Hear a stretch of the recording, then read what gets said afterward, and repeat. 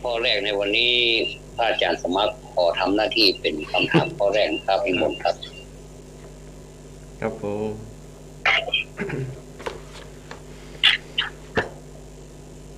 พุทธประวัตินักธรรมชั้นเอกตอนพระโพธิสัตว์จุติลงสู่พระครรภ์ของพระมารดา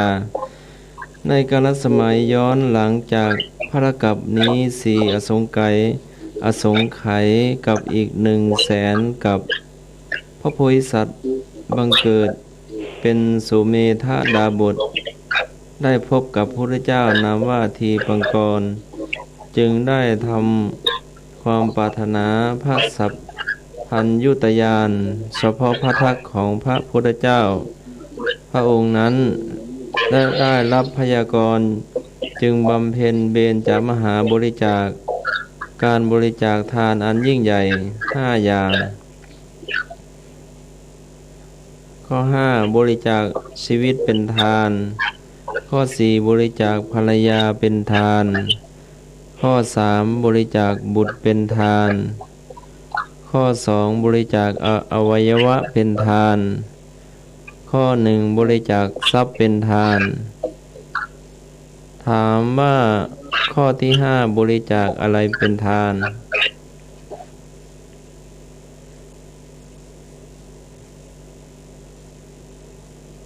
ที่ได้กล่าวมาเล่ามาในเบื้องต้นนี้เนาะ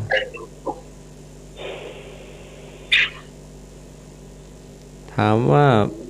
ข้อที่5บริจาคอะไรเป็นทานท่านไหนตั้งใจหรือว่าได้สลับจับใจความได้ก็ตอบได้เลยเนาะ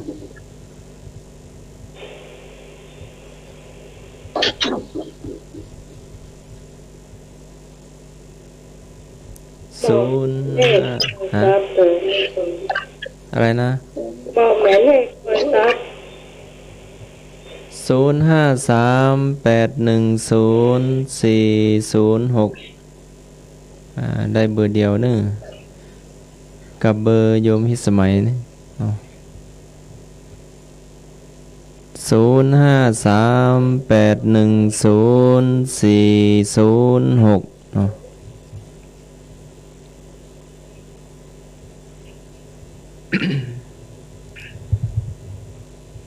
เป็นนักธรรมชั้นเอกเนาะวิชาพุทธประวัติ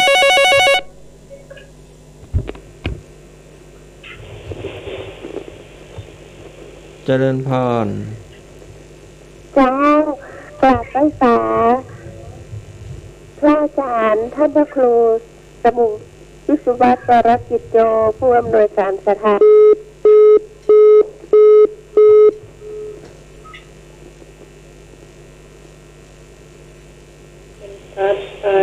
เสียงโยมพี่พรโทรมาใหม่เนอะเสียง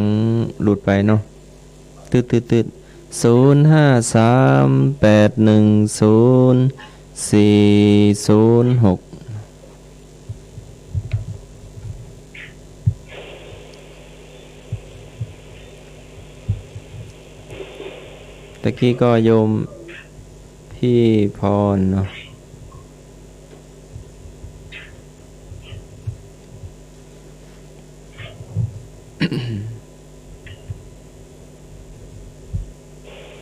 ตอบได้เลยที่จมมาได้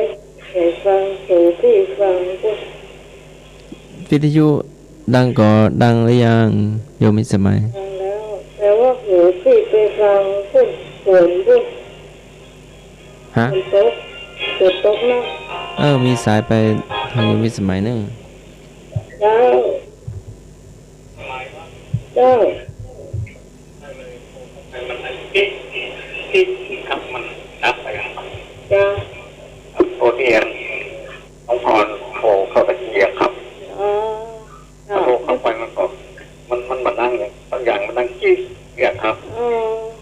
ท่านสามารถลองเช็คดูเลยเจ้า มันดังใจนะจิกต้องเช็คดูเหรออันนี้พี่บ่าวให้โทรปากซาพี่บ่าวพงษ์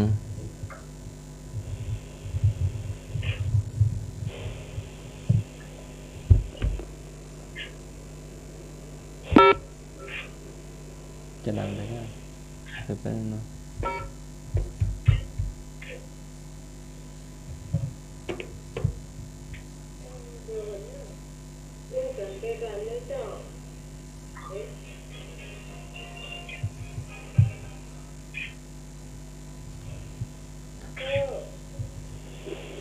ฮัลโหล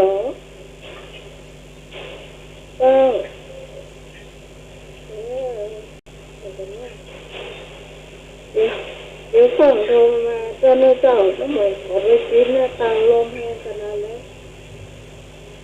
เจ้าเห็นไปก่อนเลยเจ้าได้เจ้ายืดได้ปิดเอาไว้เจ้าและการบำเพ็ญบารมี30 หัตถ์บำเพ็ญ30 ประการหรือว่าทศบารมี10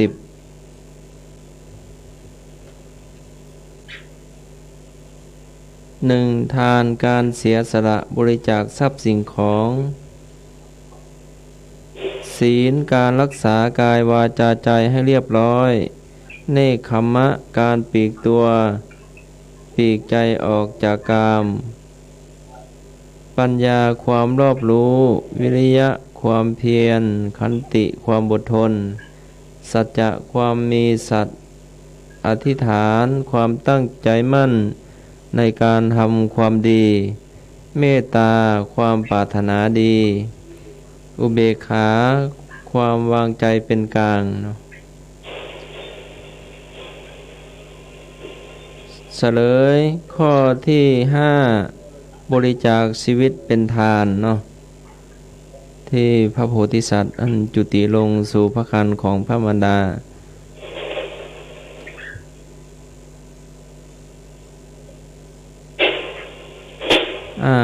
พระอาจารย์ธวัฒน์มีอะไรเพิ่มเติมไหมครับผม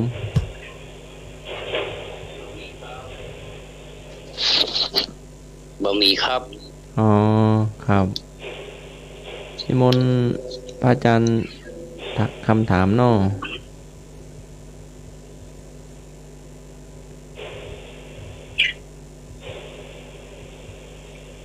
ครับตะกี้ผมก่อน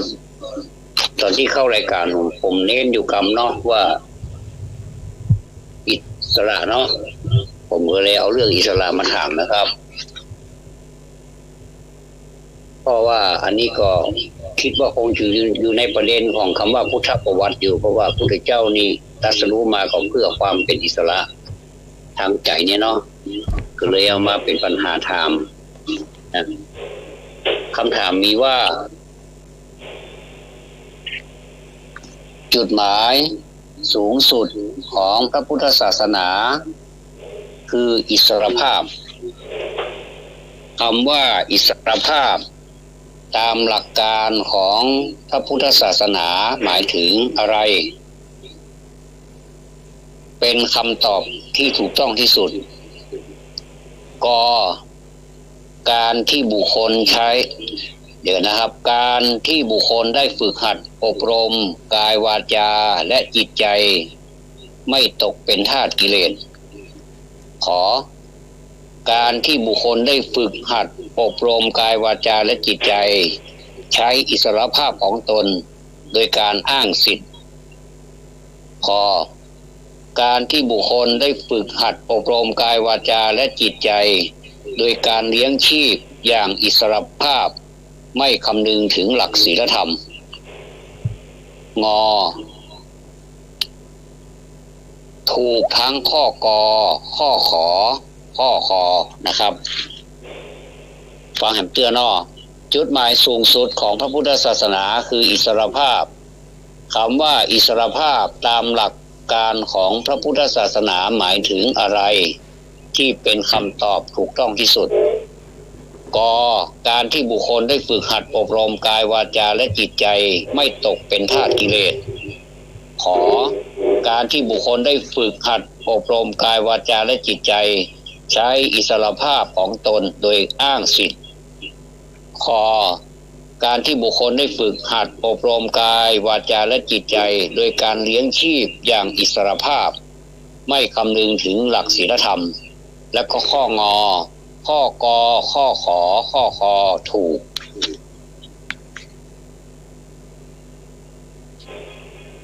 คือถูกทุกข้อไอ้เด้อเนาะ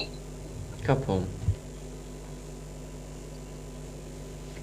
โทรมาได้เลยนะ053-810-406มันจะตอบข้อไหนก็ได้มาแล้ว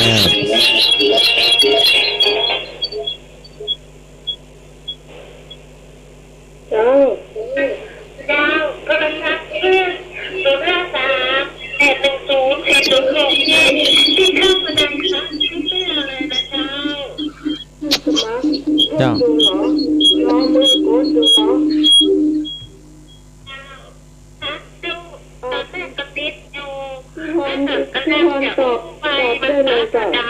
พี่ฮอนตอบได้เลยเพราะว่าเดี๋ยวน้องเปิดเสียงแล้วเดี๋ยวพี่ใจของน้องใหม่ได้ก็ได้ได้เจ้าพี่จะโอละนะเจ้าตอบได้เลยภาษาพระอาจารย์ท่านพระครูสมุวิสุวัฒน์วรกิจโยผู้อำนวยการสถานีเจ้ากราบภาษาท่านสมาชิกเจ้าเชิญพรกราบภาษาท่านทวัฒน์เจ้าสวัสดีน้องใหม่สวัสดีจ้าสวัสดีธรรมะไขเคลียร์ทุกท่านและกราบภาษาพระอาจารย์ที่คนวัดพระธาตุโดยสังเกตโดยนะเจ้าพี่ฮอดขอตอบข้อกอไก่อย่างเดียวนะเจ้าน้องยังไม่ได้กอไก่ที่เอาข้ององูบางข้อคอควายนี่มันปัจจัยขอไข่ก็คอควายพี่จะเอาข้อกอไก่อย่างเดียวนะเจ้าน้องยังไม่ได้การฟังคำถามเลยมองไปปิดเจ้าตามาไปปิดเจ้าตาเจ้าพี่พรกอไก่นะเดี๋ยวท่านสมัครลองโทรดูก่อนน้องกันหนึ่ง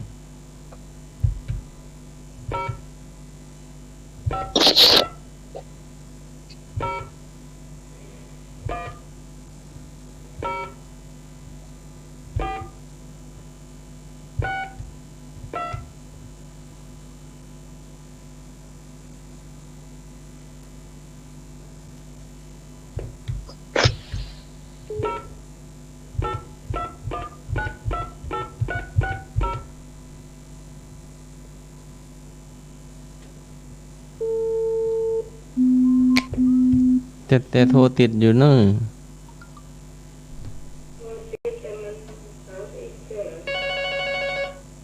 ติดแล้วเจ้าฮัลโหลเจ้าแม่ยังพี่สองเจ้าแม่พี่ตองแม่พี่ตองนะแม่พี่ตองแล้วก่อน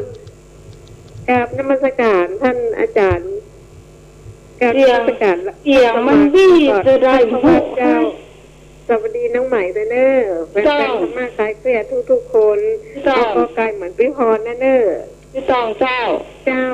เสียงมันบี้ใหญ่หมูเสียงมันบี้หม้อจ้าแต่ก็ฟังได้นะปะบงสารปีกระตกนี่ปะฝนกระตกเยอะแยะเลยฝนตกหน้าทูดไปปีนหน้าต่างมันลมแห้งตัวเนาะวันที่ฟังคำถามสักคำว่าเจ้าตั้งวันเนี้ยตั้งฝนตกมามีวันเนี้ยฝนตกหนักที่สุดเลยเจ้าโอ้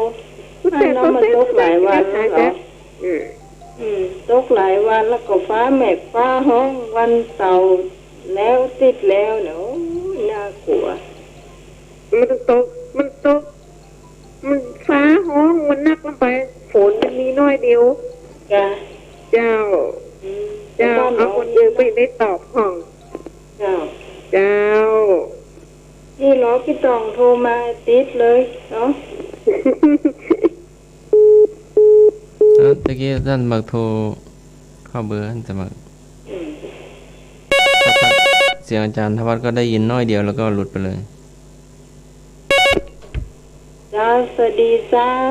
ครับผมสวัสดี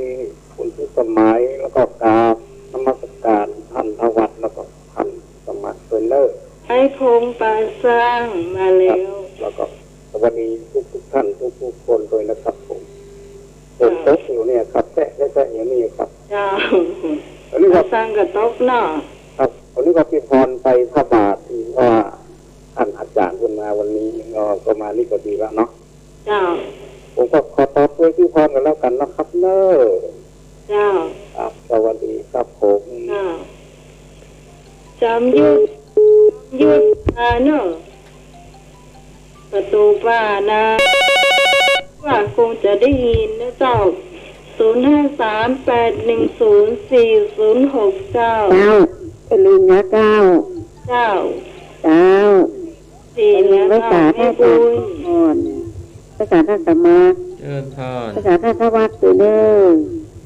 ภาษาท่านิพนธ์โดยวันนี้น้องหมายตัวเนอสวัสดีทุกการตัวเนอได้เอาไก่ตัวกันเนอเสียงน้องคงมาแตกน้องแม่น้องแตกเหรอฮะเจ้าแตกเหรอเสียงน้องมาแตกน้องมันไม่ได้สีมันจะได้ต้องอ้วมมีอยู่หน่อยสักเสียงพระอาจารย์ก็ดังน้อยเดียวแล้วก็หลุดไปเลยอันนี้ชัดอยู่นะครับผมดีเจ้าไอ้ทองคนไหนเดียวเนาะเรื่องเด้อมีคนตอบกี่คนแล้วครับเนี่ยพี่พรอ้ายพงแม่บุญพี่ตองพี่ตองแล้วถ้าชอบอยู่ไกลนะได้ยินคำถามเจ้าพอดีดูแลโทรศัพท์อันคืนของพระอาจารย์ธวัฒน์ตัวเนาะรับสายตัวจดตัวก็เลยอันจดทันอันไม่ทันหน้าหมายก็ช่วยเนาะช่วยกันคำถามว่าใดเจ้าพระอาจารย์เมตตาทบทวนคำถามครับผมครับจุดหมายสูงสุดของพระพุทธศาสนาคืออิสรภาพคำว่าอิสรภาพตามหลักการของพระพุทธศาสนาหมายถึงอะไรที่เป็นคำตอบถูกต้องที่สุด ก็การที่บุคคลได้ฝึกหัดอบรมกายวาจาและจิตใจไม่ตกเป็นทาสกิเลสขอการที่บุคคลได้ฝึกหัดอบรมกายวาจาและจิตใจใช้อิสรภาพใช้อิสระของตนโดยอ้างสิทธิ์ขอการที่บุคคลได้ฝึกหัดอบรมกายวาจาและจิตใจโดยการเลี้ยงชีพอย่างอิสรภาพไม่คำนึงถึงหลักศีลธรรมและก็งอถูกทุกข้อก็คือข้อกอข้อขอข้อคอถูกหมดเนี่ยครับข้อขอกับถูกเจ้าข้อขอถ้าฟังให้ดีมันก็เติมมาถูกเจ้ามันจะถูกก็น่าจะมีข้อกอไก่เนี่ยเจ้ามันฝึกหัดเหมือนกันแต่ว่ากรรมต่างๆจะบอกให้เหมือนกันโอ้ไล่หน่วยมีไหนเนี่ยหน่วยบ้านมา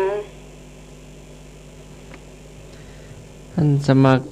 กอไก่กกงกครับน้าไหมเอางองูก่อเนี่ยมาแล้วฮะมาตัวจังหวะมันมาดูประโยชน์ก็เอาเนี่ยสานิพนธ์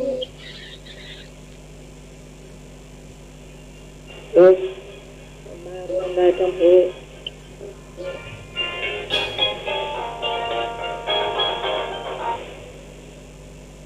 เจ้ามาตรการอาจารย์ครับอาสมาครับผม เจริญพร อาสมาครับผมไปนะครับ เจ้าโอ้ไก่โอ้ครับผม โอไก่เนาะ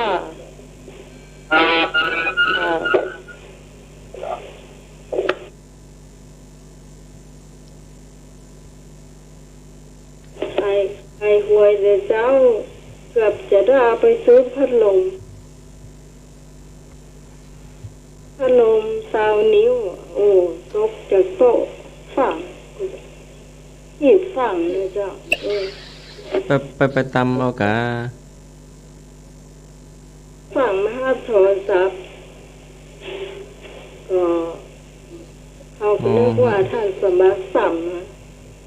กลายเป็นไอ้นึกเจ้าก็เลยว่าอันมาตาเตือฝั่งลำไปให้นึกโทรมาน้องฟังลำไปน้องคือ2-3 รอบเขาเรียกว่าท่านสมัครพัดลมตกจากโต๊ะเลย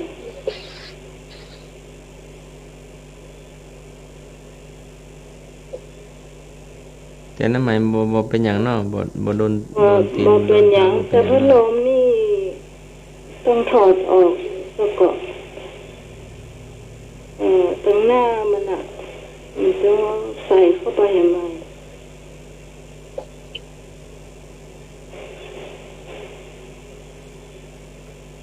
ฝาตรงหน้ามันออกจากพัดลมอ่ะลูกต้องแปลงเจ้านี่ยอมภาพว่าถ้าเอาฝังเราจะมาหาโทรศัพท์ให้สักคนนะบ่ต้องฟังน้องนะแม่ถ้าเวลาจัดรายการน้องเดียเขาไผ่โทรมามันก็2 ทุ่มปลายเลยเถอะมันก็เหมือนกับว่าถ้าสมัคร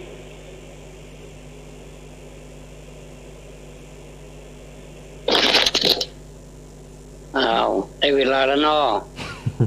ครับผมน้าไหมเอาข้อไหนก็ไก่น่ะกะก็ไก่เนื้ออาจารย์ทวัฒน์ครับผมมีคนเจ้ากี่คนผมมาได้ยินเนอะที่มันเป็นมันไปได้ยินมีพี่สาวพรอ้ายพงแม่บุญพี่สาวตองอันสมัครนาฮิสมัย1 2 3 4 ไอ้หนุ่ยเนาะมีพี่พรเนาะมีอาจารย์สมัครมีไอ้หนุ่ยมีหลวงพี่สมัยมีพี่ตองอาจารย์นิพนธ์เหรอมาเจ้าไม่บุญเหรอไม่บุญเหรอไม่บุญข้อไหนได้ยินมันเสียงมันท้อง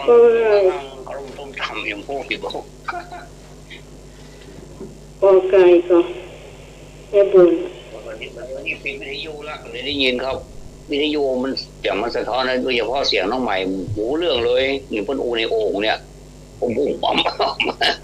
วิทยุหายแล้วครับก็อู้ทางโทรศัพท์อย่างเดียวมันไม่ได้เปิดวิทยุละ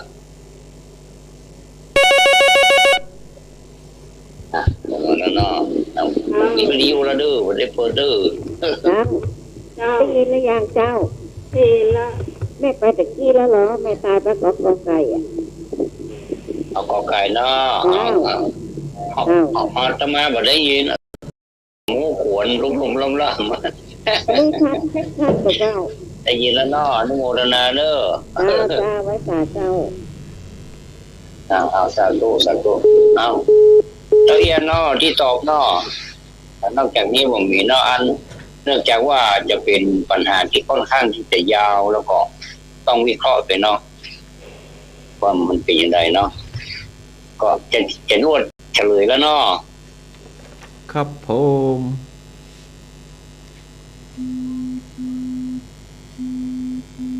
เอาพระอาจารย์นิพนธ์โทรเข้าเบอร์นี้เนอะพระอาจารย์ธวัฒน์อยู่ในมือถือหั่นสมัครเนาะอาจารย์นิพนธ์เจ้าโทรเข้าเสื้อน้ำใหม่ก็ได้เจ้า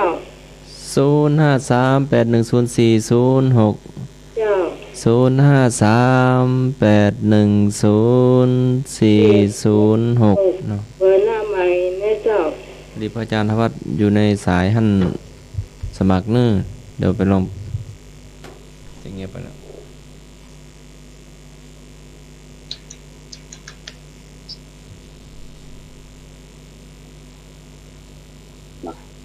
นั่นก็เฉลยต่อไปครับนอกเดี๋ยวแป๊บนึงก็ไก่การที่บุคคลมีสายมาโน่พระอาจารย์เจ้าครับเจ้าสายนิพนธ์สายหลุดไปเด้อพระอาจารย์เมตตาโทรกลับมาใหม่เนาะลำโพงเดินยังขึ้นน่ะที่กี้ก็สายไล่กันมานะสายหน้าใหม่ก่อนแล้วก็ต่อมาก็สาย053810406โทรเข้ามาได้แน่เจ้า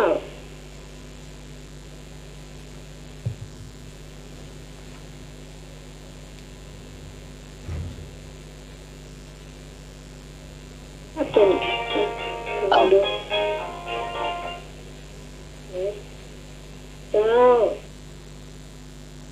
ฮัลโหลเจ้าเดี๋ยวตอนน้องกดลำโพงเขามันจะดูเจ้าครับนมัสการท่านอาจารย์ผู้ในการสถานีแล้วก็กราบนมัสการอาจารย์ธวัฒน์อาจารย์สมัครโดยพอโยมพิสมัยโยมพอโยมหนุ่ยแล้วก็หลายโยมทุกคนธรรมะคลายเครียดวันนี้ฝนตกเยอะเลยที่ดอยสะเก็ดแล้วก็ตอนนี้กำลังลงจากวิหารอยู่จ้ะซึ่งลงมาถึงมันพอทุกคนแล้วกราบนมัสการอาจารย์ทั้งสองนะครับยังไม่ตอบเตื้อครับยังไม่ตอบเตื้อยังไม่ตอบเตื้อแล้วเมื่อใดจะตอบเป็นอย่างนอกมาตอบก็เป็นอย่างนอกพอจะได้ดำเนินการเฉลยต่อไปนอกขออนุญาตนอกเอาตั้งข้อคอดีกว่านอกถึงแม้ว่าจะมีไปตอบหรือไม่แต่เพื่อทำความเข้าใจว่าคำตอบเนี่ยมันเป็นยังไงเนาะตอบข้อคอว่าข้อคอตอบว่าการที่บุคคลได้ฝึกหัดอบรมกายวาจาและจิตใจโดยการเลี้ยงชีพอย่างอิสรภาพโดยไม่คำนึงถึงหลักศีลธรรมอันนี้นี่ขึ้นต้นจัดดีเนาะบุคคลฝึกหัดอบรมกายวาจาและจิตใจเหมือนกับชาวพุทธทั่วไปเดี๋ยวนี้เขาก็มีการอบรมจิตใจกันเปิดคอร์สเปิดอย่างกันสนั่นเนาะแล้วก็อบรมกันอบรมจริยธรรมศีลธรรมกันเป็นคอร์สแล้วก็หาเงียบไปนี่เนาะเพราะว่ามันมีโควิดเข้ามาก็จะมีนี่แล้วก็มีโอกาสผู้ทำมากกันอยู่ดีเนาะบอกว่าจะเป็นฟังธรรมโดยตรงหรือว่าอย่างไรทำวิทยุกาทำนั้นแต่ว่าถ้าเอาอบรมแล้วฝึกหัดอบรมกายวาจาและจิตใจจริงอยู่แต่ว่าถ้ากระทำแหมย่างก็เหมือนกับว่าการอบรมนั้นก็จะไร้ความหมายก็คือเลี้ยงชีพอย่างอิสรภาพบักคำนึงถึงหลักศีลธรรมอย่างก็คะแนนได้สตางค์เป็นกี่นี่นะถ้าอย่างนี้นี่ก็ถือว่าข้อนี้ก็ผิดเนาะต่อไปเลื่อนไปข้อขอเนาะการที่บุคคลได้ฝึกหัดอันนี้ก็ฝึกหัดเหมือนกันตกลงว่าทั้ง3ข้อนี้ฝึกหัดเหมือนหมดเนาะฝึกหัดขัดเกลากายวาจาและจิตใจแต่ใช้อิสรภาพของตนนะใช้อิสระของตนนะเป็นที่ตั้งพอถูกเข้าได้ใช้สิ่งอย่างเดินและอย่างอื่นก็ว่าคำนึงถึงแล้วอย่างนี้ก็เรียกว่าก็ยังไม่ถูกต้องเด้อข้อกอไก่เนาะการที่บุคคลได้ฝึกหัดอบรมกายวาจาและจิตใจไม่ตกเป็นทาสกิเลสตรงนี้แหละโดนใจที่สุดเลยก็คือคำว่ากิเลสตัวนี้นี่ก็เนาะกว้างขวางมากเลยครอบคลุมหมดเลยถ้าเราได้รับอิสรภาพจากกิเลสแล้วเนี่ยทุกสิ่งทุกอย่างก็จะเป็นจุดหมายสูงสุดของพระพุทธศาสนาก็คือพระพุทธศาสนาของเรานี้ความอิสระก็คือความหลุดพ้นเนาะหลุดพ้นจากความทุกข์ นะรู้จักใช้เหตุผลพิจารณาจนรู้เท่าทันต่อความเป็นจริงของชีวิตสภาวะที่เป็นอิสระเช่นนี้เรียกว่าวิมุตติเนาะจัดเป็นอุดมการณ์สูงสุดที่ถือเป็นหลักการปฏิบัติและจุดหมายของพระพุทธศาสนาก็ทุกท่านก็รู้สึกจะต่อมาข้อกอหมดนั่นก็คุณพิสมัยเนาะก็อาจารย์ธรรมะต่อข้อกอหมดนั่นก็ครับครับผมข้อกอกันหมดเลยครับอาจารย์ข้อกอหมดแสดงว่าหมู่เฮารู้จักวิเคราะห์ดีมากเลยขออนุโมทนาแล้วก็ยินดีด้วยเนอครับผมอาจารย์สมัครเอาตาอาจารย์สมัครแล้วอ้อโคตรตาครับผมตอนนี้พี่นาขมูลก็มาจากงานศพพ่อสะอาดละตอนนี้ก็เชิญพบปะท่านฟังเนาะครับผมนะยินดีกันนะครับขอถวายความเคารพพระเถรานุเถระทุกรูปนะครับแล้วก็ขอนมัสการพระอาจารย์ทวัฒน์นะครับด้วยความเคารพอย่างยิ่งครับแล้วก็ขอสวัสดีไปยังแฟนรายการธรรมะไขเครียดในค่ำคืนวันเสาร์ที่17เมษายน2564นะครับพอดีกำลังไปทำธุระบะปังนะไปร่วมงานเขาดำนะครับที่ในศาลามาเป็นบุญของบ้านไฟหินนะครับกำลังมาเดี๋ยวเนาะครับอันนี้มาแก้ตัวติดแล้วเนาะว่าจะได้อันนี้เอามานั่นเลยนะที่ว่าเนาะครับมานั่นฟ้าห้องเนาะ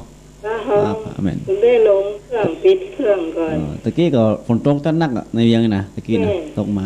สักหาตกแห้งตัวท่านพระอาจารย์ดร.มหานิวัฒน์อนุวัฒน์ค่ะที่ทางวัดตามอีเปิ้นกำลังเตะฝนทำใส่ตะกี้เนี่ยตกขนาดนั้นตกขนาดครับเอาดำเนินการต่อไปเนาะนั่นตุลุงยองเนาะครับก็โทรมาได้เนาะเปิ้นตุลุงยองมาได้เหรอตุลุงยองบอกว่าพี่นานเปิ้นร่วมรายการตัวรายการตุลุงฟังอยู่อ๋อครับวันนั้นเปิ้นก็ไปเยี่ยมแฟนรายการแฟนคลับ FC เนี่ยที่แม่ริมแบบนั้นน่ะเพื่อเป็นชื่ออย่างนั้นลืมไปเหี้ยนะลืมชื่อไปเหี้ยเปิ้นไผปากะไผปะแฟนตัวยงอ่ะตัวแต้ว่ะโลให้หันหน้าหันตาลุงยองโลได้หันได้อยู่หั่นก็สำหรับนำอะไรกะกรรมก็ปิกที่ไปที่เนี่ยละปูนกะแล้วก็โพสไปพระธาตุดอยน้อยวันนั้นนะว่าแม่นเสียดายเนาะถ้ารู้ว่าจะมานี่กันเชื่อไม่ซ้ำนะอันแปลว่าเป็นวันเกิดโยมมันเลยกะของที่ฟังรายการนะที่ฟังรายการท่านเกิดเมื่อวันที่10ที่ผ่านมาเนี่ยครับวันที่10กำลังแม่นเพิ่นไปมันบ้านอย่างเดียวกันลืมชื่อเหี้ยแถวไปทางอันอย่างนี้วัดอย่างก็ลืมไม่เหี้ยมันเลยมันผ่านไปทางอบจนะแม่นอบจไว้หน่อยอบจจะผ่านไปทางอบจพี่น้อยก็ผมว่าน่ะลืมชื่อไม่เหี้ยชื่อเนาะเนี่ยผมบอกเพิ่นก็มีอายุพอสมควรนะประมาณสัก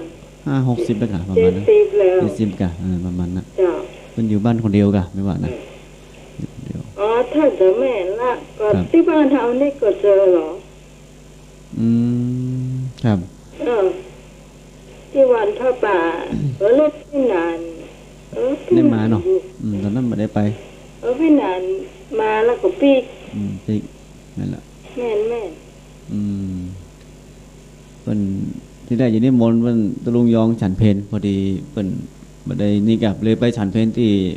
วัดหัวแค่บุญทางละปูนบุญนั่นน่ะนิมนต์จ้า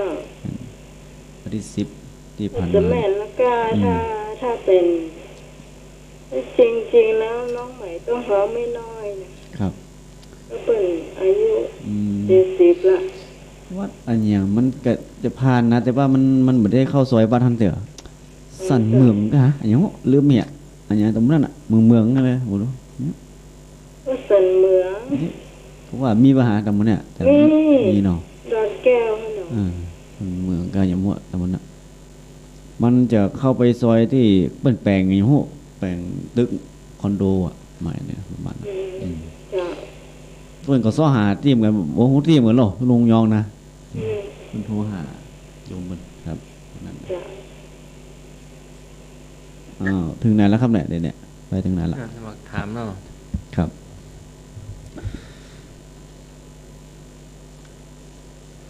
ปริเฉดที่6ว่าด้วยพระอัครสาวกประวัติพระสารีบุตรและพระโมคคัลลานะสานะเดิมพระสารีบุตรชื่อเดิมว่าอุปติสสะเกิดในตระกูลพราหมณ์ณหมู่บ้านในตำบลนาลันทากรุงราชคฤห์แขวนมคธบิดาชื่อวังคันตะมารดาชื่อนางสาลีพามณีได้บิดาเป็นหัวหน้าหมู่บ้านอุปติสสะคามจึงได้ชื่อว่าอุปติสสะเมื่อบวชแล้วสหธรรมิกท่านเรียกท่านว่าพระสารีบุตรเพราะเป็นบุตรของนางสาลีพามณีถามว่าพระบิดาท่านเป็นผู้ใหญ่บ้านหรือว่าเป็นหัวหน้าหมู่บ้านและถามต่อว่าหมู่บ้านชื่อว่าอะไรหมู่บ้านชื่อนาลันทาเป็นหัวหน้าพราหมณ์เป็นหัวหน้าหมู่บ้านเนาะชื่อหมู่บ้านว่านาลันทาท่านนายจะโตยหน้าไหมหรือว่าจะตอบตามที่ได้หมู่บ้านฝ่ายหินกะตอบหมู่บ้านฝ่ายหินนี่เพราะว่าชื่อพระสารีบุตรเจ้าครับสวัสดีครับเจ้าแม่บุญหมู่บ้านยังหมู่บ้านหมู่3อัดโดนยังใหม่นะแม่ละครับอยู่ประตูเชียงใหม่เนาะเจ้าไม่ใช่การก้อมกันหาใกล้ๆเจ้าวันนี้นานเจ้าครับเจอตัวใหม่เลยครับเจ้าครับอยู่การก้อมอ่ะไม่บุญอ่ะ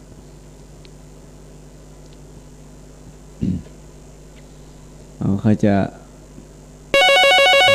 ครับจ้าพี่ฮอนเจ้าหมู่บ้านอุปติสสะอาจารย์อุปติสสะเนาะชื่อของพระสารีบุตรเจ้าครับตอบได้เลยอุปติสสะโอ้ฝนตกแรงมากแล้วนะดีละมันมีลมมีกระฝนดีละจุ่มเย็นบ่เป็นอย่างหรอกฝนจุ่มเย็นมันถ้าเป็นราคาแบบนั้นมันจะ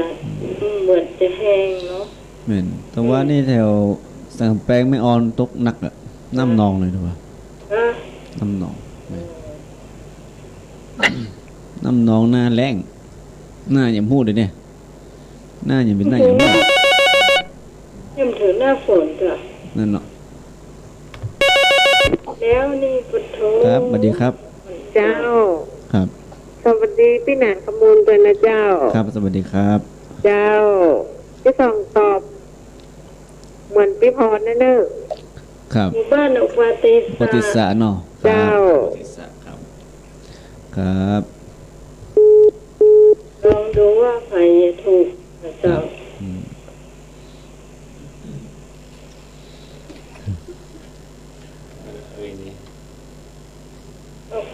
ตอนนี้มันเข้ามาได้ในตั้ง053810406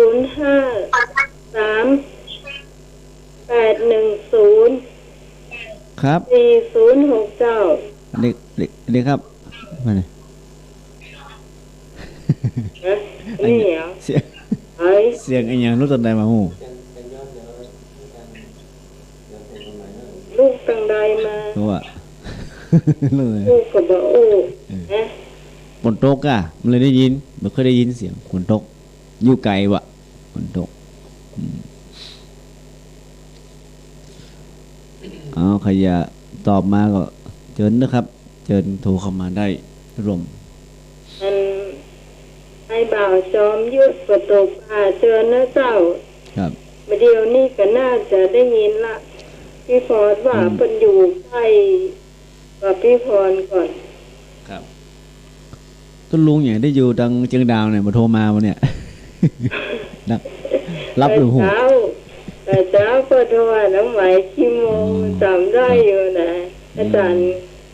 ย์กฤษเจ้าวัดปางโมกวันนี้พอได้ครับสัญญาณชัดเจนกันเนาะผู้ใหญ่โทรเข้ามา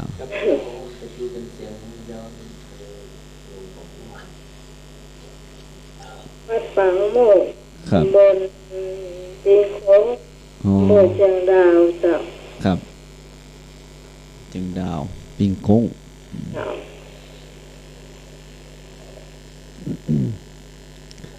แต่นี่คนบอกว่ายังไม่ตอบอยู่ดูโอ้ไม่กี่ครับทักทวนคำถามครับพระสารีบุตรชื่อเดิมอุปติสสะเกิดในตระกูลพราหมณ์ณหมู่บ้านในตำบลนาลันทากรุงราชคฤห์แคว้นมคธไกลดีเหรอบิดาชื่อวังคันตะมารดาชื่อนางสาลีพามณีครับขออภัยลืมเปิดไมค์พระสารีบุตรชื่อเดิมมีสายมานะเจ้าครับสวัสดีครับเจ้าหมู่บ้านสันติธรรมตัวนั้นหมู่บ้านสันติธรรมกับจะได้ซื้อพัดลมไหมหน่อยพัดลมตกจากโต๊ะเขาหลวงกันแหละมันกำนันแกอ๋อครับฟังดีคอมมาจะเอาอย่างพัดลมอีกฝามันออกเลยนะฝาตรงหน้าถูกต้องประกอบบนโต๊ะเอาพัดลมอยู่ใช่เจ้าละตอนต้อง8 โมงฟังมารับโทรศัพท์ก็ปัดเอาพัดลมครับทบทวนเด้อพระสารีบุตรชื่อเดิมอุปติสสะเกิดในตระกูลพราหมณ์ณหมู่บ้านในตำบลนาลันทากรุงราชคฤห์แคว้นมคธบิดาชื่อวังคันตะมารดาชื่อนางสาลีพามณีพ่อบิดาเป็นหัวหน้าหมู่บ้านอุปติสสะคามจึงได้ชื่อว่าอุปติสสะเมื่อบวชแล้วสหธรรมิกเรียกท่านว่าพระสารีบุตรเพราะเป็นบุตรของนางสาลีพามณีถามว่าพระบิดาท่านเป็นหัวหน้าหมู่บ้านหรือเป็นผู้ใหญ่บ้านชื่อหมู่บ้านว่าอะไรหมู่บ้านอะไรเฉลยครับเฉลยว่าหมู่บ้านสันติไม่ใช่หมู่บ้านอุปติสสะคามเนาะครับเราเอาชื่อของหมู่บ้านเนาะครับเป็นชื่อเดิมของพระสารีบุตรแล้วใครอุปติสสะเนาะใครตอบถูกห้องตะเกียมีบ่มีพี่พรกับพี่ตองลุงหน่วยนี่รักมันเกิดเนาะรักที่อยู่เนาะหมู่บ้านสันติธรรมเนาะหมู่บ้านสันติธรรมแต่ในหมู่บ้านในตำบลนาลันทาเนาะอันนี้ก็ยังบ่ตรงเนาะครับเอาคำถามต่อไปคำถามต่อไปนิมนต์พระอาจารย์ทวัฒน์ครับผมครับหรือว่าพระอาจารย์มีอะไรเพิ่มเติมได้เนาะครับผมครับก็คงบ่มีอย่างครับเป็นคำตอบที่ถูกต้องแล้วก็ชัดเจนนะครับเนาะครับต่อไปเป็นคำถามพี่นาข้อมูลมาถามก็จะถามก็นิมนต์พระอาจารย์ก่อนเลยครับครับนิมนต์เลยครับ นิมนต์พระอาจารย์ถามก่อนเลยครับครับเนาะอันนั้นจะมาถามคนนอกครับผมหรือว่าจะถามพระอาจารย์ถามเลยครับพระอาจารย์นิมนต์เลยครับครับเพื่อนไม่ค่อยได้ยินเสียงเราของท่านจันทวัฒน์กะเนี่ยอาจารย์หนาเพื่อนจะไม่ได้ยินเลยงั้นจะเอาโทรศัพท์มาไว้ใกล้กันแต่มันก็ดังตัดเนาะได้เหมือนกับโทรศัพท์ดูดกันเนาะ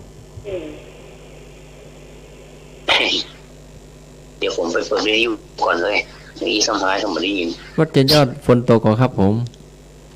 ครับตกครับค่อนข้างจะ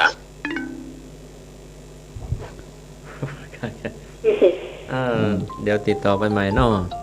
โทรในไลน์เนาะ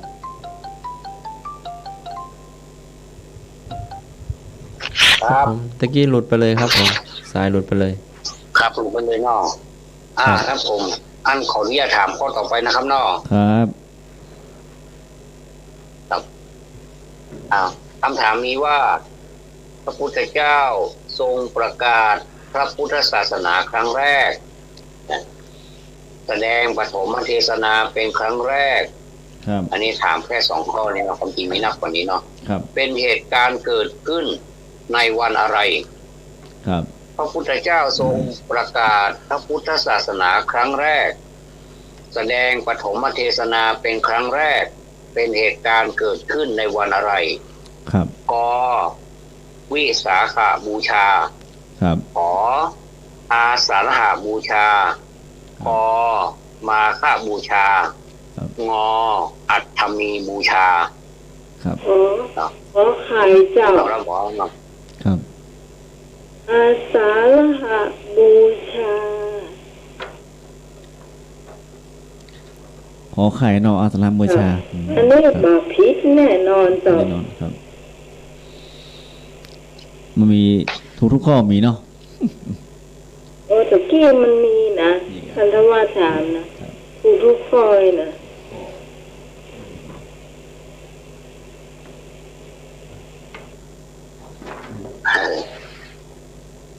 อาจจะเติมข้อจอไปก็ได้ไม่มีข้อใดถูกเพื่อจะมีผู้จะมาจวนด้วยเนาะได้กันเนาะครับไม่มีข้อใดถูกครับข้อจอจานเนอร์มีเติมข้อจอจานเนอร์ไม่มีข้อใดถูกเสียงมันขึ้นครับเด็กครับเสียงที่โทรมาสายน้ำไหมไม่ได้ยินเสียงนึเปิดลำโพงหรือว่ากดลำโพงกดลำโพงเนาะผมก็เปิดลำโพงแล้วก็เปิดวิทยุด้วยเดี๋ยวไปเล่นวิทยุหน่อยนะแล้วได้ยินก็เจ้าฮัลโหลครับดีคนลำโพงแล้วมันขึ้นเลยคนลำโพงแล้วกะฮัลโหลท่านไหนที่โทรไปสายน้ำไหมตอนนี้อยู่หน้าไม้แล้วตอนนี้อยู่หน้าไม้กดรับสายแล้วตอนนี้จะได้โทรนะอู้ได้เลย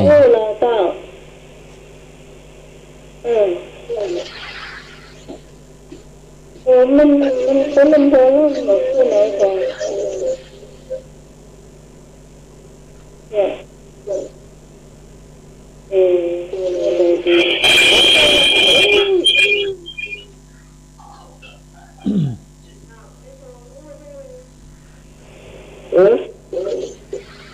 แล้วก็ให้วางแล้วเนาะให้เรื่องจะไปแต่งนะเจ้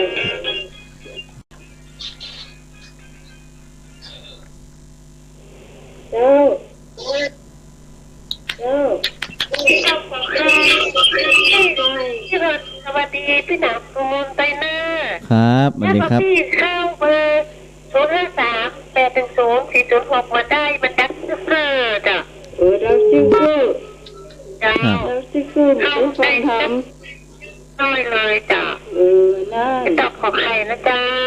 ครับนั่น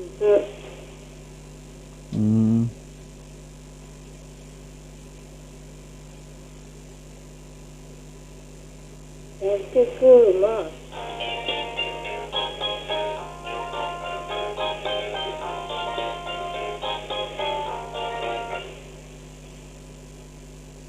เจ้าออกละครับได้ยินวิทยุแล้วครับเจ้าขอตอบ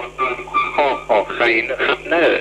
ออกใครน้อยพงน้อครับผมสวัสดีครับเจ้าผีบ้าผีบอนะก็บอกกับเจ้ามันเนี่ยจ่ายอย่างบางทีเอาก็รับเถงมันที่เขาก็กำโทรศัพท์เรารับเถงมันเห็นซ้ำนะก็เลยดีพ่องมาดีพ่องเนี่ยจ้ะ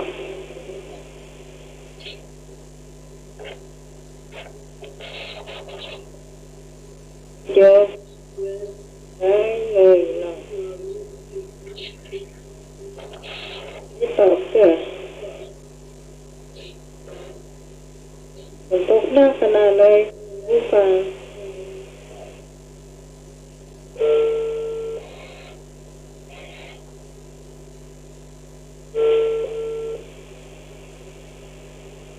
โอ้ไม่ลิมนี่กำลังใส่มาบ้าเนี่ยเด้อ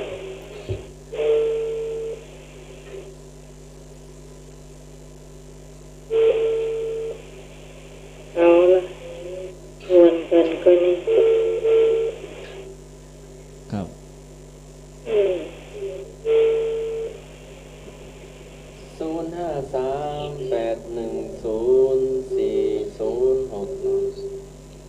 ครับ053810406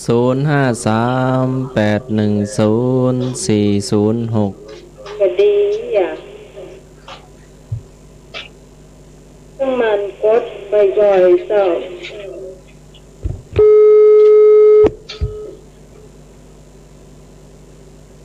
แต่ว่าโทร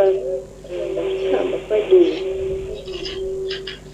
อาจารย์ธวัฒน์ถามว่าในวัน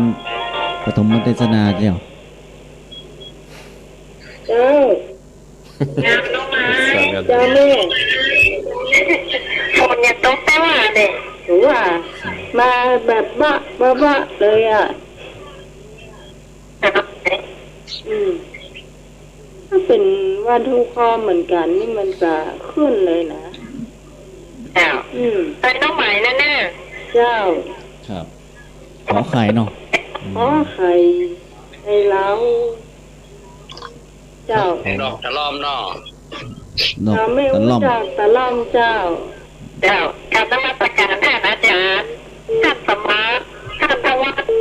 เจ้าแล้วก็แม่นางขมูลเซเนอร์เจ้าสวัสดีน้องใหม่เนอร์เจ้าทำมาขายเกียรติกุ๊กคนน่ะเจ้าโผล่มันโตมาไปเนาะเจ้าน้องใหม่สายเล็กสวัสดีปีใหม่กุ๊กคนน่ะ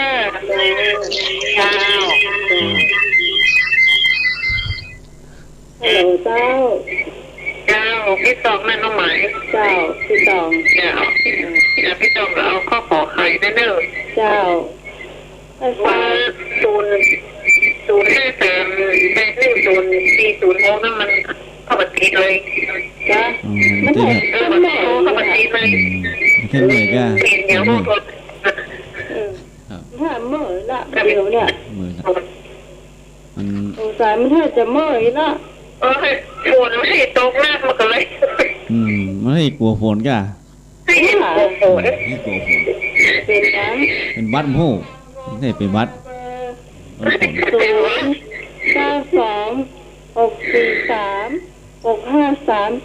ในจ้ามาเบอร์นี้ยังรู้ว่ากู้กันกู้เรื่องอยู่เจ้าได้เจ้าสายเลขซ้อนมามันก็จะเข้ามาได้เจ้าติดเลยมีคนตอบจะหลายคนแล้วเนาะ09264365338เจ้าครับ ลืมบอกไปเบอร์โทรครับหรือว่าจะอันโทรมาหาเบอร์ผมก็ได้นะครับเนอะ0918568410นะครับ0918568410ครับโทรเข้ามาก็ได้091-856-8410ครับครับโทรมาได้ของวันทูคอกับวันดีแท็กมุนอคอมผมเป็นทูครับทูครับผมทูนี่ของน้องจะเข้าเนี่ยขนาดนี้ถ้าเป็นวันทูคอดีแท็กนี่ก็ได้มีสายมาแล้วนึ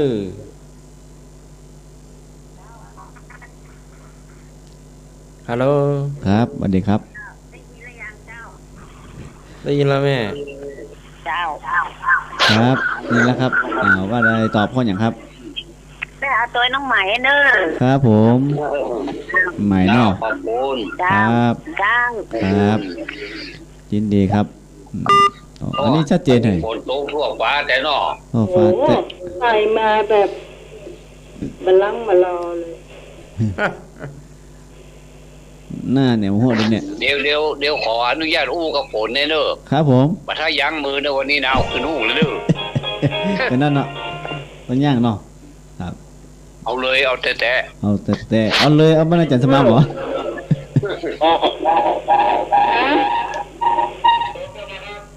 ครับใครเนาะเราเลยนะ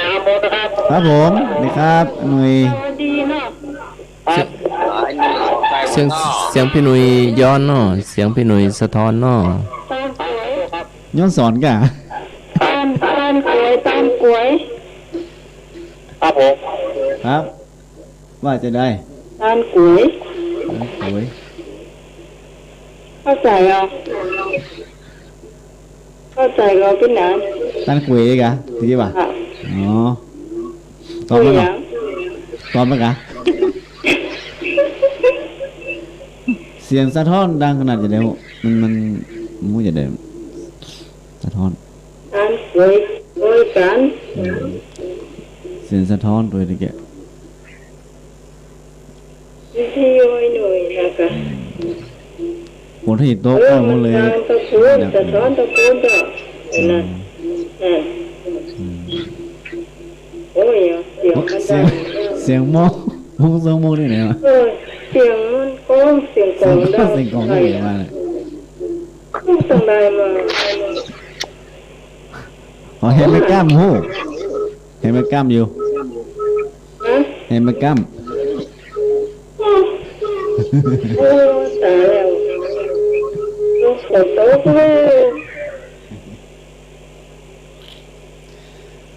วันนี้วันปากปีเนาะ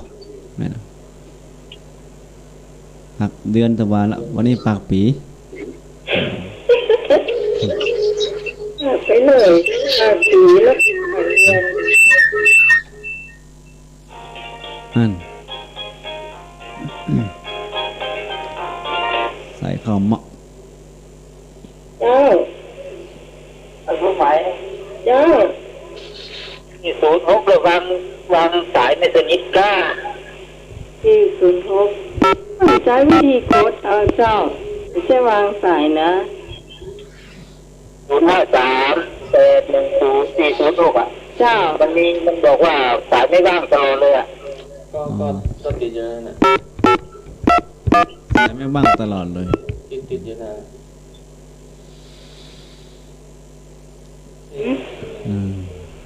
ได้ก่อนก็ติดอยู่นะลองโทรเข้าไปเนี่ยเอาเบอร์ใส่เข้าปะเบอร์มาสายที่หนานขมูลครับสวัสดีครับครับครับผมใครรู้ว่าวันแปดปีต้องช่วยเป็นกินแกงมาดูกันก็ครับกินกะว่าก็กินมันกันเพราะมันอย่างมันเลยครับได้กินกันกินกันดิครับกินครับโอ้เหมือนการตั้งปลาซางมันแซมเหมือนกันหมดนะครับเนาะเหมือนกันหมดครับเหมือนกันหมดเลยมันแซมอยู่มันแซมครับเนาะครับผมอยู่มันแซมเหมือนกับซางครับกินโมดครับเนาะครับครับผมครับดีครับผม อ้ใจแกงมนูนวะอยู่บ้านแซมปาซางวะลืมถามชื่ออย่างพวกน่ะนึกทำไมอย่างไรเกี่ยบ้านแซมอ่ะอยู่ปาซางหรือเปล่าถ้าจะมีท่านหนึ่งที่ทางรายการรุ่งยองนะแซวใหม่ตลอดอะชื่อจอมยุทธนะแล้วก็บอกว่าค่อยบอกเบอร์โทรจะโทรมาหวังตัว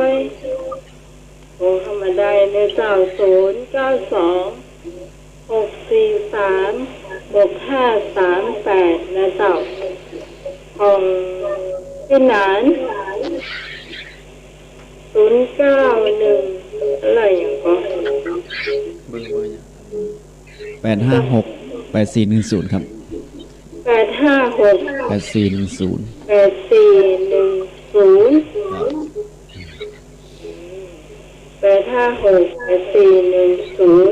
เจ้า091-856-8410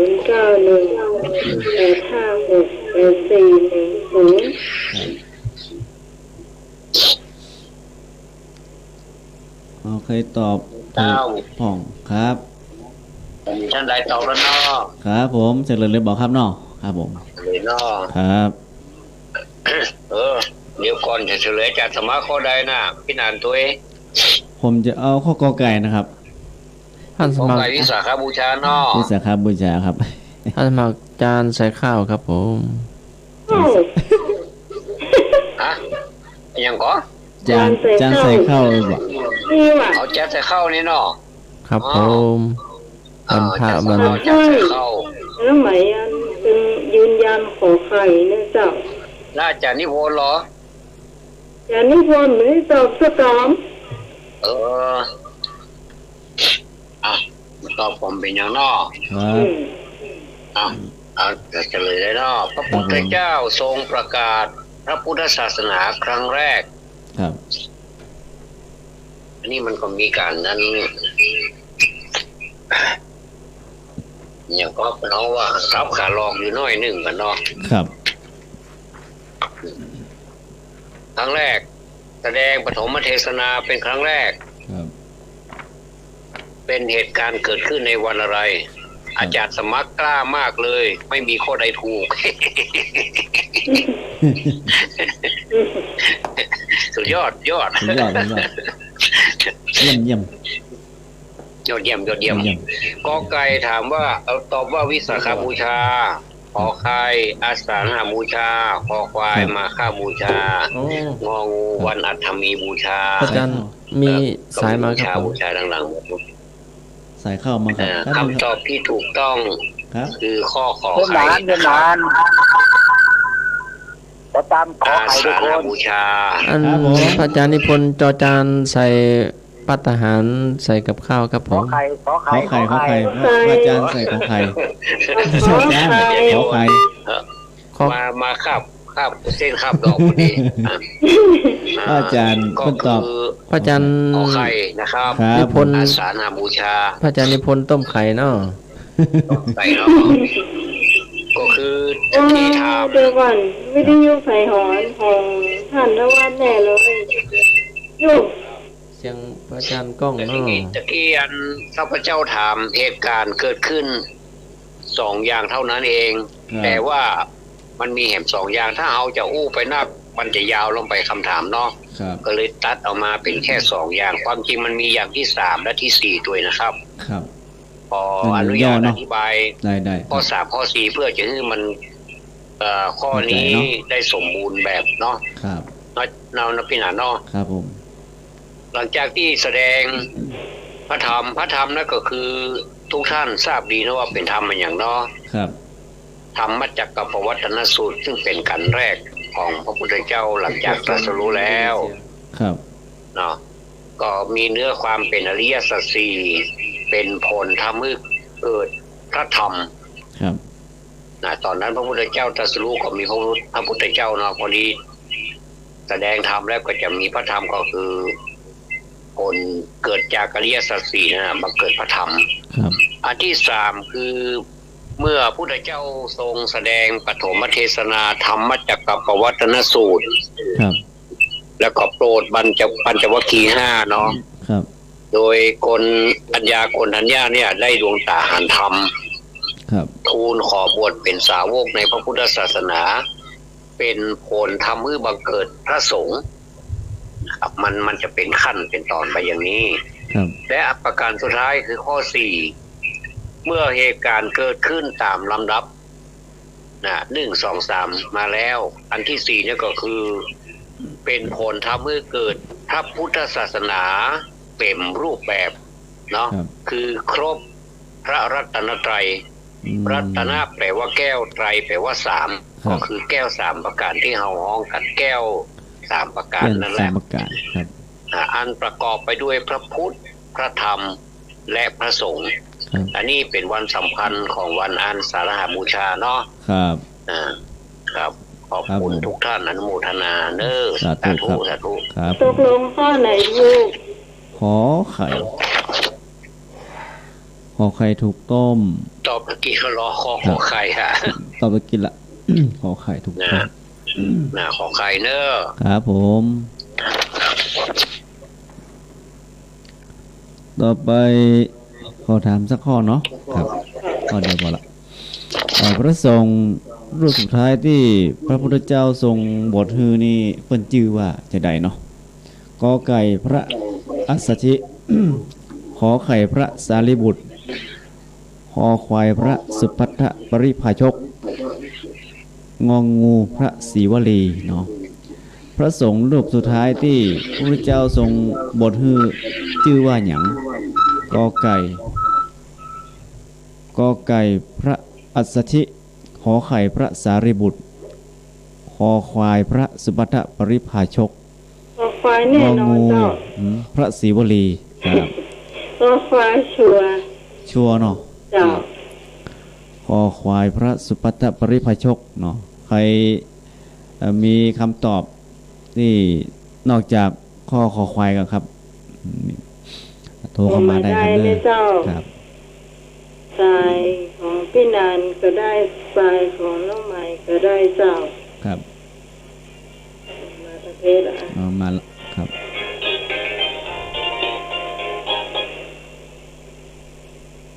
เจ้าครับน้องใหม่พี่กรตอบข้อควายสุภัททปริภาชกเจ้าสุภัททเหมือนกันเนาะเจ้าพี่พรเจ้าตัวมาได้เลยเจ้าคุณผู้ฟังถ้าตัวกันนี่มันจะโวยหน่อยเจ้าเราเป็นต้องกดลำโพงหลายรอบครับเพราะว่าถ้ากดลำโพงบางทีเสียงมันหายไปเลยเหมือนมาเหมาะหนุ่ยมั้งอ่ะไอ้หนุ่ยอะครับสวัสดีครับเจ้าให้ข้อกอบตอบโดยข้อควายเหมือนกันนะครับเนอะให้พงปัสสางครับให้พงปัสสางก่อนคอควายเหมือนกันเจ้าครับคอควายเหมือนกันเนาะครับ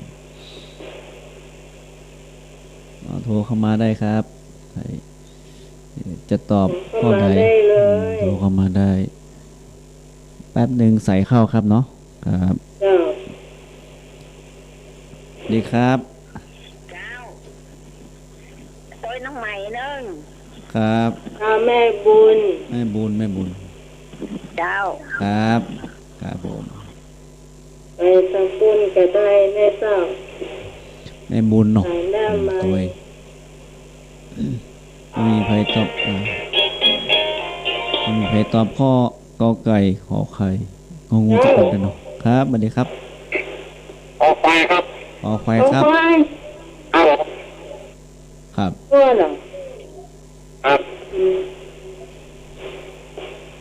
ขอควายเนาะให้หนาขโมยเลยครับว่าจะได้ครับให้หนาขโมย091 856 8414ครับ8410ครับครับ091 856ครับ8410ครับแก้วครับ8410 เจ้าครับผมครับ ครับขอบคุณครับผมครับผมครับ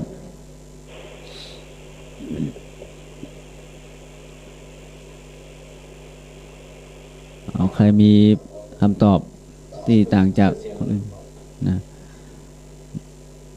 เป็นเตือนโทรเข้ามาได้นะครับเนอะโทรมาได้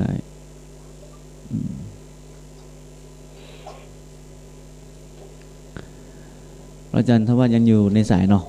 ครับโอ้ฝนตกครับครับผม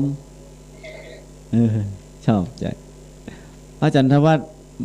ตอบข้ออย่างจ้าครับ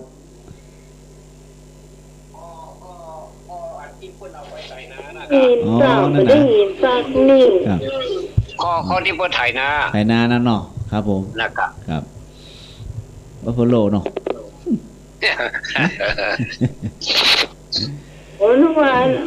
นุหูใช่เนาะใช่ไม่หรอกใช่เหมือนอาจารย์สมัครเอาจานแล้วเนาะ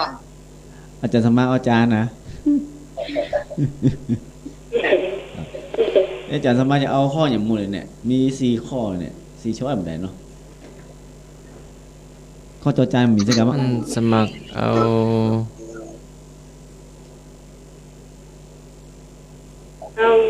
ตะกี้ไปเอาน้ำปะนะไม่รู้ว่าถามมันอย่างห้องไงถามคิดไม่ตะกี้ไปเอาน้ำปะนะเนี่ยตอบน้ำปะนะเอาข้อน้ำปะนะตอบน้ำปะนะหรอท่านสมัครเอาน้ำปะนะเนื้อปะนะครับผมมีคาปูชิโน่ก็คาปูชิโน่ครับผมแต่ว่าเอสเปรสโซ่เอาลาเต้กะท่านสมาชอบลาเต้วะอันไหนก็ได้ครับผมเลี้ยงง่ายครับผมลาเต้เนาะครับ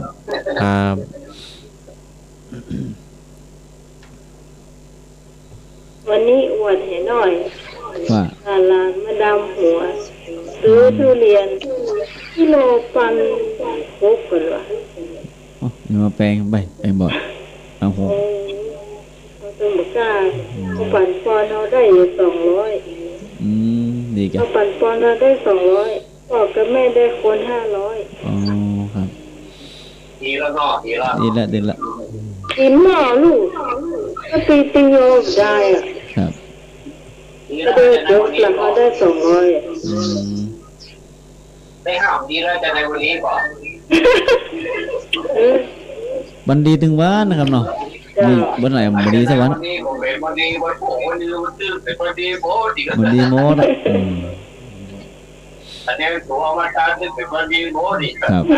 มดก็ว่าแต่กี้ให้มีหลานสักสาวเลยนะวันนี้วันเสาร์เสาร์อาทิตย์เนาะวันอาทิตย์มุยอะไรด่ะเยอะแบบแป๊บๆนี่ก็ซื้อมาตกหักวันนี้ครับเย็นจีปีใหม่จะป้นมาละป้นไปตัวมันจะไปตัวโควิดหมดละป้นละหมดละจะหมดละครับผมมีสายเข้าแล้วเนาะขอเฉลยนะครับเนาะครับเฉลยที่ถามปัญหาเมื่อกี้ที่ถามว่าพระสงฆ์รูปสุดท้ายที่พระพุทธเจ้าทรงบทคือไข่เนาะคำตอบที่ถูกต้องคือคอควายพระสุภัทปริภาชกนะครับเนาะครับสุภัทปริภาชกต่อไปเกี่ยวกับอย่างต่อไปครับเวลาเดี๋ยวนี้4 ทุ่มครึ่ง4 ทุ่มครึ่ง4 ทุ่มเกินนี่ก็เป็นอาหารการกินแล้วค่ะที่เวลานายกากับบัตเติมนี่นี่อยู่ไกลกันเหี้ยแต่นึกว่ามานั่งเนี่ยเมื่อล่ำกับเราเนี่ยนึกว่ามาตะกี้เนี่ยเลยอะพอ4 ทุ่มเกินแล้วเนาะเว้ยตะกี้มา3 ทุ่มบ่ายกัน3 ทุ่มเกินเนาะชั่วโมงเดียวเนี่ยมานี่ชั่วโมงเดียวเนี่ยช่วยลูกก็ไว้นะไว้เหม็นแป๊บเอาอาหารการกินเนาะครับเอาแม่บุญตัวเข้ามาได้เลยแม่บุญครับแม่นวลได้สาวแม่นวลไม่ได้ยินเสียงแม่น เข้ามาได้เอาใครโทรเข้ามาเรื่องอาหารการกินทำเลยเอาใครโทรเข้ามาก่อนว่าวิ่ง100 เมตรเนอะมีสายมาเลยครับสวัสดีครับได้ยินแล้วยังครับผมได้ยินแล้วได้ยินแล้วเนาะครับนะนี่งูเขียวเลยได้กินแล้วแกงโห่หาฮังเลอ่ะปีใหม่ดันจีใหม่วันนั้นวันพยาวันเบิ้ลมาตันกับข้าวอ่ะนี่ก็ข้อนึงอ่ะ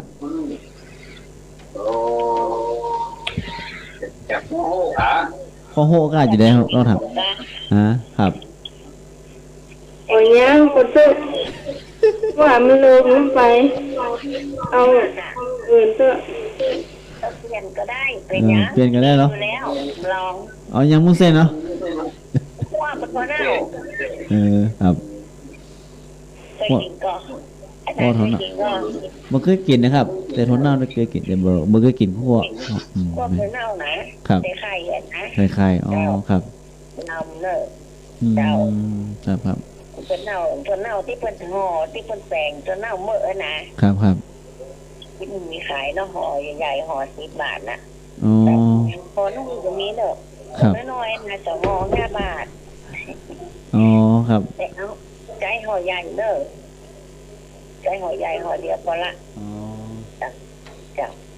เราต้องทำน้ำพริกใส่ตัวนะพี่แห้งเนาะพี่อย่างพริกนมเนาะอ๋อพริกดิบเลยกันครับพริกแก้ดิบครับพริกนมก็ได้เนาะครับทำแต่ของบวกเตรียมเนี่ยครับอันว่านะต้องใส่เค็มเกลือเนาะครับตำพริกตำหอมแล้วก็เอาถั่วเน่านะเตะตำตัวพริกขนาดตำตัวพริกเสร็จแล้วก็ตั้งหม้อขางตั้งหม้อขางใส่น้ำมันหน่อยแล้วก็ตุ๊บข้ามในน้ำมันหน่อยตุ๊บผมเตรียมนะข้ามในน้ำมันมันหอมเสร็จแล้วก็ตักถั่วเน่าที่ตำในโคกน่ะเอาลงคั่วตัวกันนั่นลงคั่วแล้วก็ล้างโคกใส่หน่อยมีน้ำเมื่อมานี่นะใส่น้ำนักเนอะแล้วก็ตีไข่มีไข่สัก2 แกนไก่ได้ไข่เป็ดก็ได้แล้วก็มีไข่เสร็จแล้วก็น้ำใส่เอาใส่ในอันถั่วเน่าเนอะก็กลเนี่ยกลให้มันเข้ากันเพราะมันข้นเนี่ยเมื่อมันเมื่อมาเนี่ยน่ากินทำว่าเรื่องมันมีน้ำนักนะเอาเข้าก็ไม่ได้สบายเนาะแล้วอันเกี่ยวหอมไว้แล้วเนาะไว้ทีหลังคั่วเสร็จละหอมจิ้มไปอย่างก็เติมใส่ชูรสกาใส่รสดีกาจางเกลือกาก็เติมเกลือเนาะครับจับปากมันเนาะใส่ชูมันเนาะมันก็กินน้ำเตือนนะไม่กินกะกินน้ำเตือนครับลำเนอะเจ้าครับผักกาดน้อยมากราบเถอะเนอะแม่นผักกาดน้อยกราบก็เอาถั่วปูก็ได้ถั่วฝักยาวก็ได้กราบแล้วไข่ซุปแห้งแล้วก็ตักใส่ถ้วยเลยอันนี้ผมเจอตุยหน้าหน่อยครับถ้าเอานั่นมากราบไม่จะเปิ้งค่ะมากราบมาเปิ้งอ่ะปกติเมียเปิ้งล่ะปกติเมียพวกนักแก่เสนอใส่นอพุ่นเนาะมองดีเนาะเนี่ยตามดีแข็งไม่ได้แต่ก็ป่วยสักเสื้อนักอ่ะสว่างได้กินเนาะสว่างจ้ะสว่างก่อนให้ได้กินมันมาหารออกเสื้อครับยังมาหารออกเสื้อมันนอนนี่มีเนี่ยนอนมีมันนอนมีมัน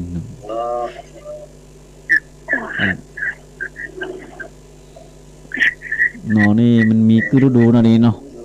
เอาพักกูดกับลำก่อนนะพักกูดครับได้กับก็ได้ตัดดีๆก็กระลำเจ้า นั่นเคยฉันนะโฆษณาออกแต่ถ้าว่าเคยฉันก็เคยแต่เมินมาแล้วเมินมาหลายปีว่าเอาพักกูดกับนี่นะแล้วว่าเอาใบหัวละพาเถอะหัวละพาใบพามันแล้วแต่คนมากตอนแรกคนมากเนาะแล้วถ้าก็ได้หัวละพาก็ได้เนาะแต่มันเฟิงเนี่ยน่ะถั่วกัดน้อยน้อยจ้าเจ้ากับกับมันใหญ่แล้วมันวัยรุ่นละวัยรุ่นละเอาไว้รุ่นแล้วไปเมาเอามันน้ำมันน้อยจริงๆเนาะหรือว่าเอามาต้นตะคืบนี่กะตะคืบนะกะเจ้าเอาลงมาดึงกันหักนะเนาะไม่เนาะแม่แล้วเจ้าก็คือหักนะแล้วเอามาใส่ข้าวจ่วยน่ะน้องหมอเจ้าใส่อันใส่ล้างหมดเนาะช่วยหมดเลยขี้ดินผู้ชายดินยังติดมานะเจ้ากินแค่หมูแล้วเนาะนั่นแหละมันลำนะแค่หมูนี่มันลำฮะมันลำกันเคี้ยวเคี้ยวผ่านเคี้ยวมดอ่ะมันควักครับเราลืมบอกข่าวดีไปว่าเราถูกหวย2 ใบโอ้ดีเนาะ56ครับแต่วันก่อนจะคว้างไปไว้แจ้งหน่อยกันว่าทำบุญที่วัดพระครูสุเมธอ่ะมิถุนายนเจ้าหมูเรื่องมันครับพระครูสุเมธวัดขันตินักวัดขันติกาลามันก่อนไม่ใช่ครับวัดนนทรีเดินหล่อครับเดินหล่อกันนี่คนละสุเมธครับที่พยานของอย่างคนอย่างเพิ่นมีงานเขียนในตาวิทยุหน่อยเพิ่นมีงานนี่ตัวรายงานเหมือนกันนะรายงานถูก5 4มาเมื่อก่อนแล้วก็อย่างฮะอันนึงอ่ะ3 งานก็ได้ยกชัดกันจะดูนะรู้สึกว่าจะเป็นที่15-16ก่อนวันที่เนี่ยบ้างผมอย่างเป็นอย่างผมแม่ก็ไม่แล้วละเด้อครับผมแม่ขอบพระคุณครับครับสวัสดีเจ้าครับสวัสดีครับเจ้าครับรู้สึกว่าจะเป็นงานอยู่2-3 อย่างเนี่ยติดกันครับแต่ว่าเดือนมิถุนาอันนั้นร่างว่าโลกนี่ก็มีเนาะในเสียงละวันนี้เพิ่มมา4 คนได้แต่ว่า140เนาะลงมาจะนักลงมาจ้ะเป็นไปตามเหตุปัจจัยนะกะเดี๋ยวมันดึงหายคนเดียวมันโรคภัยไข้เจ็บเป็นไปตามนั้นอาหารการกินแล้วก็อย่างต่อนะท่านสมัครยงกะพี่พรยังได้มามาได้กะครับโทรเข้ามานะครับเน้อพรครับเบอร์ผม091-856-8410ครับพี่พรเพิ่นนั้นซ้ายวันดูพรครับสิ่งวัตถุพรมันก็มีเหมือนกันนะเดี๋ยวมันพอเพื่อมันเป็นเนี้ยมันสลับซิมไม่ได้พอดีใจได้2 ซิมแต่ว่ามันสลับกันไม่ได้มันใจซิมพร้อมกันไม่ได้มันเลยทำมือเสียอย่าง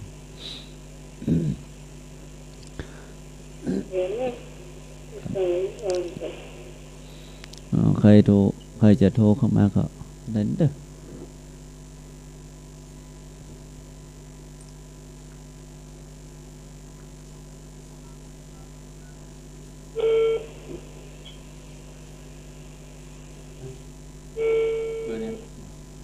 054 03810406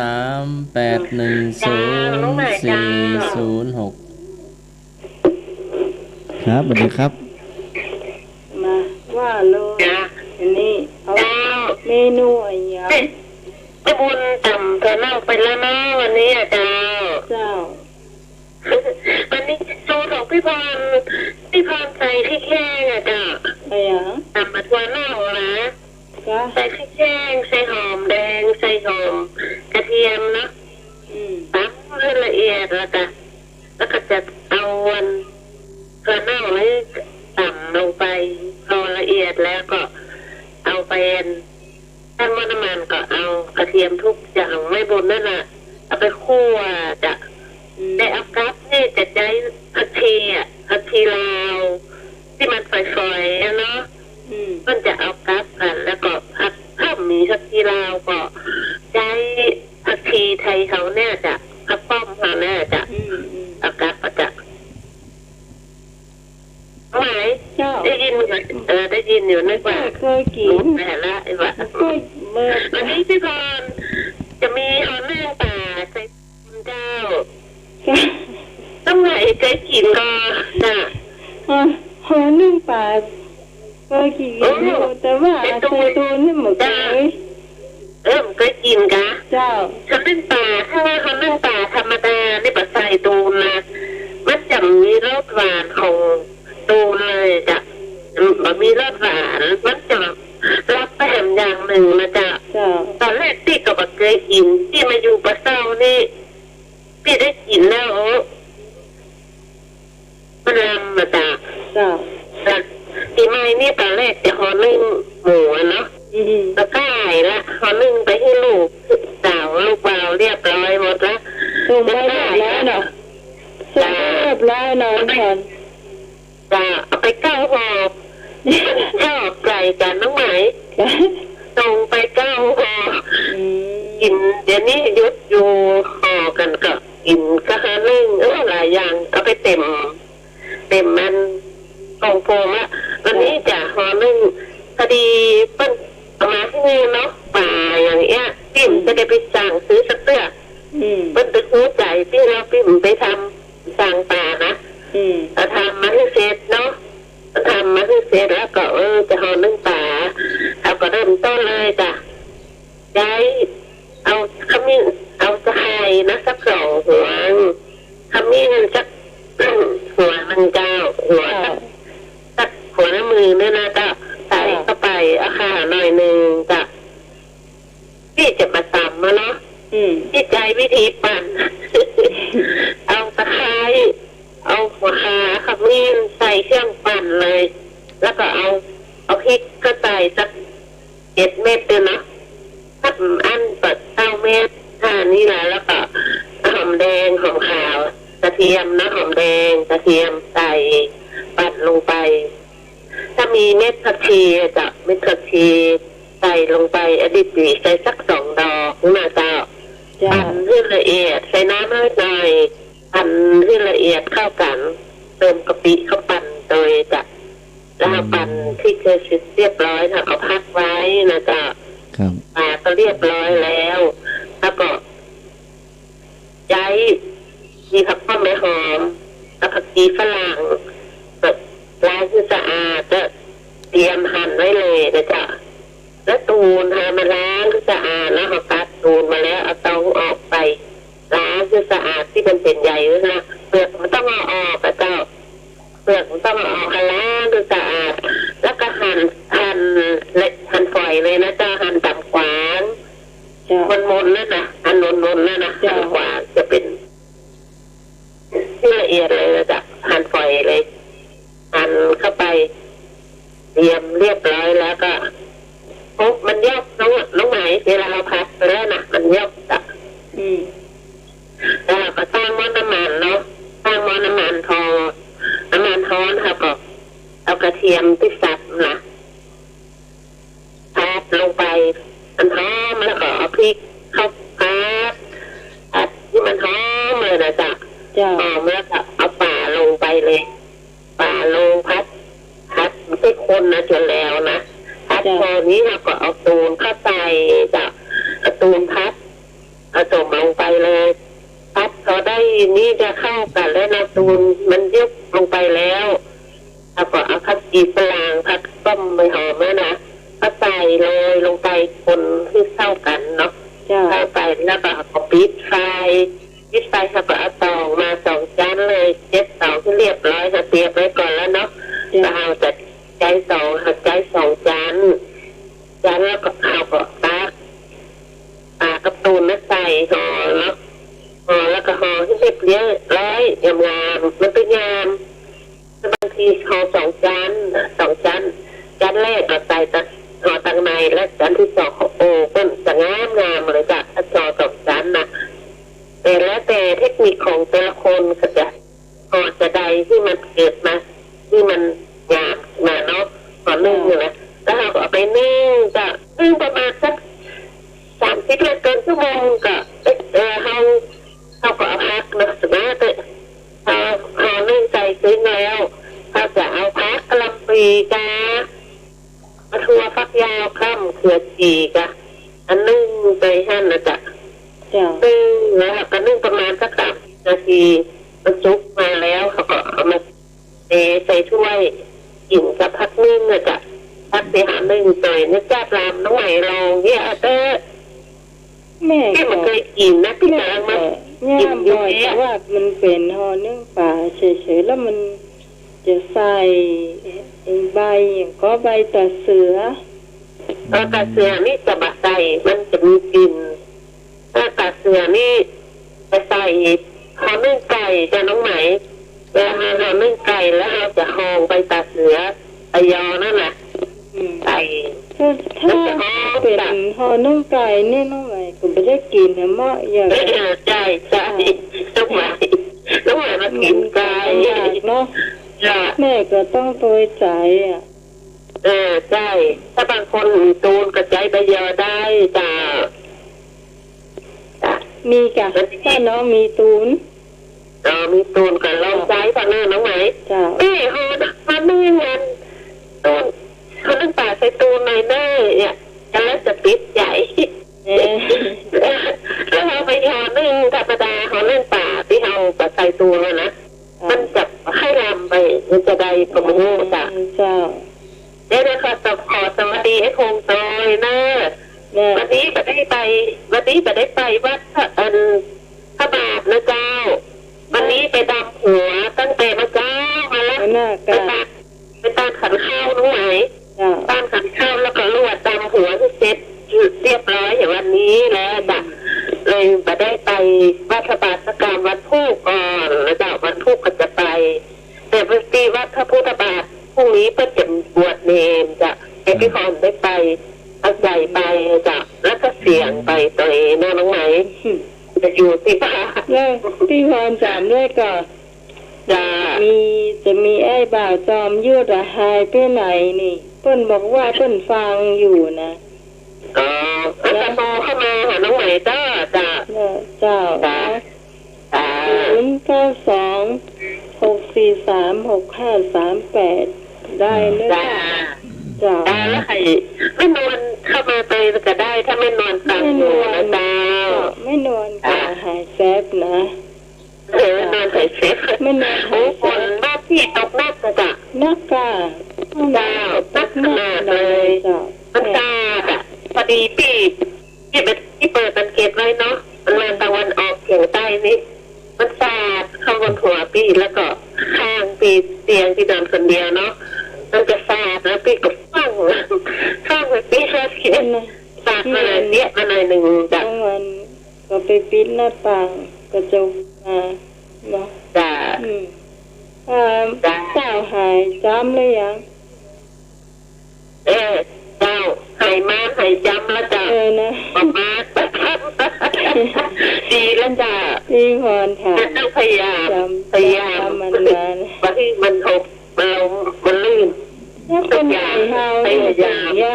คนใหญ่เฮานะเวลาเปล่านี่มันตึงได้เจ็บหน่อยเมื่อเวลาเมื่อเนาะขอบคุณเจ้าน้องใหม่เจ้าสวัสดีเจ้า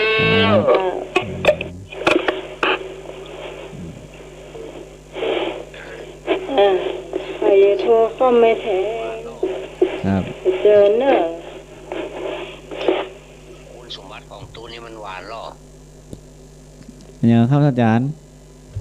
ว่าคุณสมบัติของตูนน่ะมันหวานเนาะคุณสมบัติของตูนหวานอันนี้ตูนไม่ได้แสลมเนาะไม่ได้เนาะน่ากะตูนหน้าตาเป็นไงครับตูนหน้าตาเป็นได้วะอาจารย์สมัครถามตูนหน้าตาเป็นได้ก็ครับตูนหน้าตาเป็นก้านจ้ะตุนไข่นะครับอย่างบอลนะครับอย่างบอลตระกูลเดียวกันก็หาแต่มันบอลนี่มันคันเนาะคันมันออกสีดำบอลนี่นะอาจารย์สมัครจะนึกถึงว่าอันถ้าจะเป็นลูกบอลหูบอลบอลยังใหญ่นี่ปีกองตรงไหนเริ่มอยู่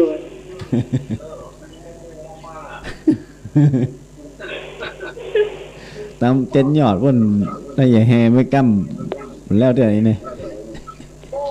แห่จนหัวโตอยู่นะ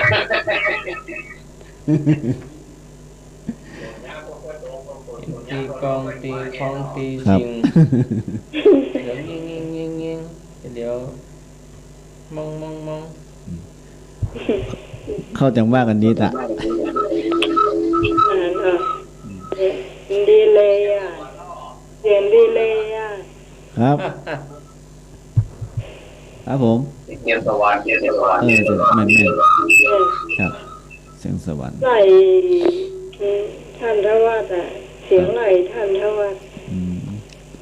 เสียงไหลตัวเก่าสปาแต่เนาะครับสปา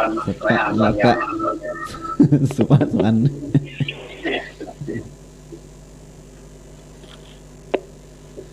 ก้าหินนี่แทนสมุนอยู่นี่โมโคน่าแพงอ่ะคนนั้นนะครับเดี๋ยวต่อไปเขาจะเล่าเสียของเนอะครับนิมนต์อาจารย์เล่ากับบอกเนาะอาจารย์สมัครครับผมก็กวดวัดไปกวดวัดมาหมดครบไปมากกว่านั้นหรอหมดครบวะหรือวะหมดครบวะมันงามครบวะคนโตหมดครบครับผมหมดงามกันแต่มันตัวน้อยตัวแดงๆบ่หันครับมันไฟแดงกะมันแดงไฟเนี่ยมันเนี่ยที่มันครบแล้วมันคันเนาะครับมดคันไฟอ่ะว่าไฟสีส้มแดงๆนั่นนะครับว่าแต่มองบ่หันครับมันจะวอเลยแหละครับมองหานี่ก็บ่หันมันตัวน้อยเกินเนาะมองบ่สังเกตก็บ่หันโอ้ไหนบอกโค้งงามปีนสมาด้วยมันวอนตัวน้อยเดียวด่ะครบเจ๊ไหมเนาะตัวน้อยเดียวได้นะแต่น้อยเดียวเขาชวนกันมาครบครับเห็นครบ 2-3 ตัวแล้วนะมันทุกประเทศไหนมาหารถมดเนี่ยก็ว่ามันมีสัญชาติรุ่นน่ะเนาะสัญชาติแม่มีสัญชาติหรือว่าเขาไปรบกวนรังเขาก็มีใช่เป็นห้านะครับมันนึกว่าเอาไปรบกวนมันก็ครับ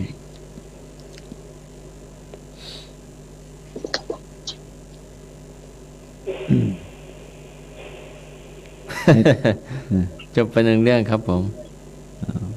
ผมต่อเนาะครับข้าพเจ้าต่อว่าจะดีนี่อันนี้เจียกะครับผมเจียครับแต่ว่านี่เป็นวันลอตเตอรี่ออกเนาะครับแม่นว่าแต่ว่าแม่นล่ะกันเนาะแต่ว่าครับแต่ว่าอันคนขายอันนี้มันไปซื้อลอตเตอรี่คนไปซื้อลอตเตอรี่หรอกแต่มันไปซื้อหวยนะมันซื้อลอตเตอรี่นะมันได้ซื้อหวยสักครับคนขายเขาว่าอันคุณครับเดี๋ยวหรอซื้อลอตเตอรี่สักใบสิครับเดี๋ยวหรอรับรองถูกรางวัลใหญ่แน่ครับแล้วก็อันอีปีนั่นก็ซื้อแล้วค่ะนะคนขายก็ซื้ออีก1 ใบสิครับเหรอ ยิ่งซื้อมากยิ่งถูกมากนะครับครับคนซื้อก็เลยถ้าไม่ถูกรางวัลล่ะคนขายก็ว่าก็มาหาผมได้เลยครับคนซื้อก็ว่ามาหาคุณแล้วจะมีประโยชน์อะไรล่ะคนขายก็เลยบอกว่าก็มาซื้ออีกใบละครับเนี่ยคือประโยชน์ของการซื้อไม่น้ำเนาะก็น้ำหมอยมันหูถึงเรื่องถูกแต่มันอู้ถึงเรื่องซื้อเนาะซื้อครับซื้อเรื่องถูกกับยกไปแล้วอาจารย์ไปแล้วสมัครเป็นกู้กระโมดโคบตะกี้เนอะเรื่องนี้นะ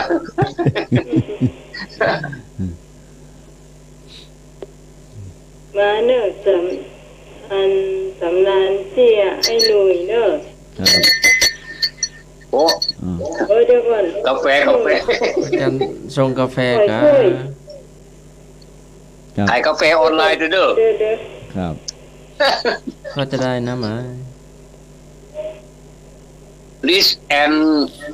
สมูทครับมอโคด้าสีแดงนะเดี๋ยวจบรายการเดี๋ยวจะนิมนต์พระอาจารย์ไปฉันพระอาจารย์สมาไปฉันกาแฟที่เจยอนดีกว่าเนาะจะข้ามไปกันดึกไปกันครับ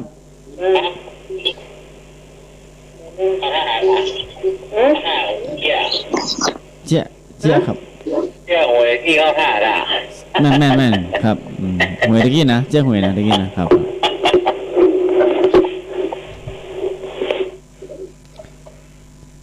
ใจดีเนาะครับใส่ใจดี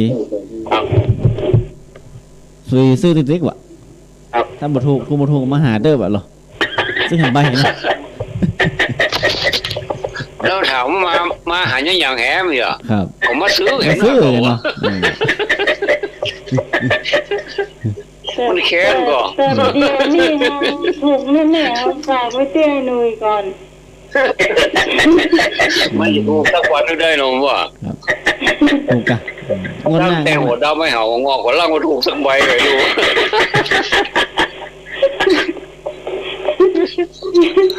อันนี้เป็นเรื่องเกี้ยเนอะไม่ได้กระทบไปเนอะไม่ได้กระทบไปสักคนนะไม่ได้ในการน้องผม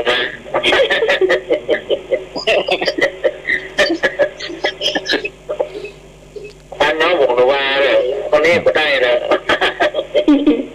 น่าก็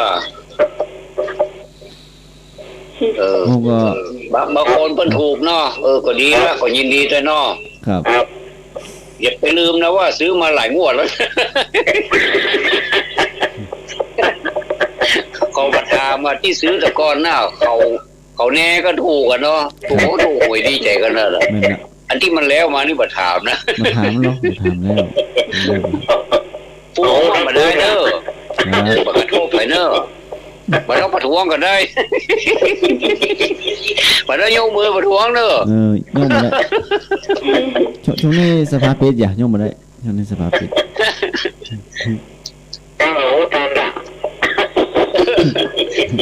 อย่างน้อยเขาก็ได้สมภายแล้วใจอ่ะก็ได้แล้วกันเนาะกุ้งหวัดนี่นั่นก็ครับคนที่คนไทยเป็นว่าหน้ามันซื้อเลยเขาได้สมภายหัวตีหล่นกันนะ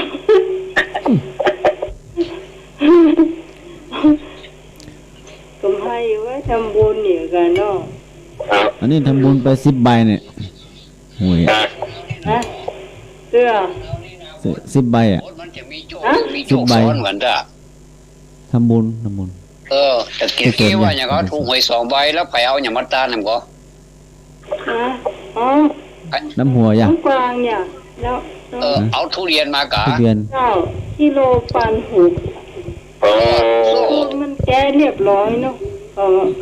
แก้เรียบร้อยหรอเกลือหั่นข้างในมันหมดหรอกกินด้วยกันเป็นหมูนะกันแม่ละยังเหลืออยู่ก็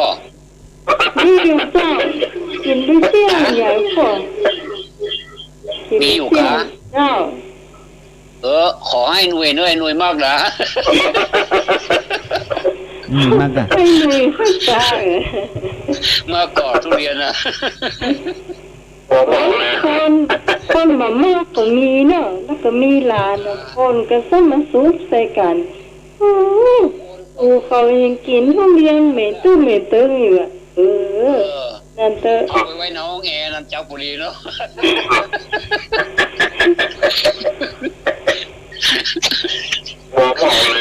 การนั้นว่าห้องมากินตัวก็ซ้ำมากินจะเหมาะเมนว่ะปุ่นก็ต้องให้ไปเฮือปอนหนอกปุ่นบางคนก็กินไม่ได้เนาะบางคนก็กินไม่ได้กินเนาะปุ่นเหมือนกินว่ะกินมันเน็ตอะขนาดเอาขึ้นโลดนะครับขนาดเอาใส่เก๊ะปืนบอกมันยังขึ้นไปอยู่บนอยู่กินมันไล่ขนาด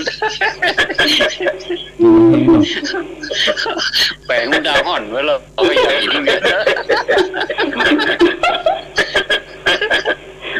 ว่ามันจะสับเม็ดว่ะโอ้แต่แดดฮ้อนก็ฮ้อนเนาะแล้วมันจับทุเรียนนั้นมันอย่างเมาหัวด้ะไอ้ที่เมานี่มันใจเนี่ยเมาเสาหามันขยักมันดึงงัดกับหลานว่าเศรษฐกิจแบบนี้โหก็ดูว่าทุเรียนจะถูกซ้ำมาแปลงเหรอวะเอามาซื้อมาทำหัวได้ไม่ได้กินเนี่ยนะไม่ใช่ว่าซื้อทุกวันหรอกเมื่อไหนเตือกะปีไหนเตือเดือนที่ปีใหม่เตือกหรอกเขานี่เขาเลี้ยงเขาดูกินเจ๊หน่อยยังใหญ่แล้วเหลือหน้านี่ต้องหมุนวงเนาะหมุนกำลังออกหน้านี่อันนี้สีแก้วครับนั่นสีแก้วเข้าไปไม่ได้ตั้งใจเนอะแต่เจตนานิดหน่อยเพื่อประกาศเพื่อรู้ว่าตัวได้กินกาแฟอ่ะคนหน้าเห็นซ้ำเนี่ยริชแอนสมูทท่านสมานี่ปุ่นลาเต้ไปไหนนะอาจารย์ลาเต้ลาเต้กับหมอกะกาแฟผสมนมนะครับหมอเคยกินมาลองอย่างลำนะกาแฟบางลองอ่ะมันมีน้ำตาลเนอะเป็นย่าหวานอันนี้ชอบกินกาแฟดำคอมกิ๊กอ่ะนั่นนะมันมีน้ำตาลละสั่งอย่างครับขออนุญาตเล่าแหมเรื่องเนาะครับนี่หมดครับอาจารย์อันนี้ครูกับลูกศิษย์เนอะครับตะกี้คนหวยกับคนขายหวยกับคนซื้อหวยเนาะอันครูกับลูกศิษย์ครูกับลูกศิษย์น่ะครูมีไก่อยู่2ตัวนะมีไก่อยู่1ตัวไข่ไม่นักกว่ากันนี่หรอครูจ่ายละอ่อนครับละอ่อนนั่นก็เลยว่าครูครับตอนนี้ครูมีนักกว่าผมแต่แหมน้อยนะผมจะมีนักกว่าครูเนอะยินดีนะครูให้น้อยไอ้น้องนะครับคุณครูก็เลยว่ายังไปนั่นน่ะไอ้น้องเลยว่าก็ใกล้ของครูเป็นตัวปูดึงกู้อ่ะลูกก็ได้โอ้อย่ามาลัวกันรอนี่แหละส่วนใกล้ของผมมันเป็นตัวแม่ตัวแม่ว่าตัวแม่มดเนาะออกไข่ได้อ่ะไข่ได้มันเพราะฉะนั้นในอนาคตอ่ะก็จะมีนักกว่าครูกะครูเลยเหรอจบข่าวนะอันนี้ระวังนอนตกหูไอ้เจ้านาว่าโทษว่าได้เนอะนอนเดี๋ยวมันลวกนะ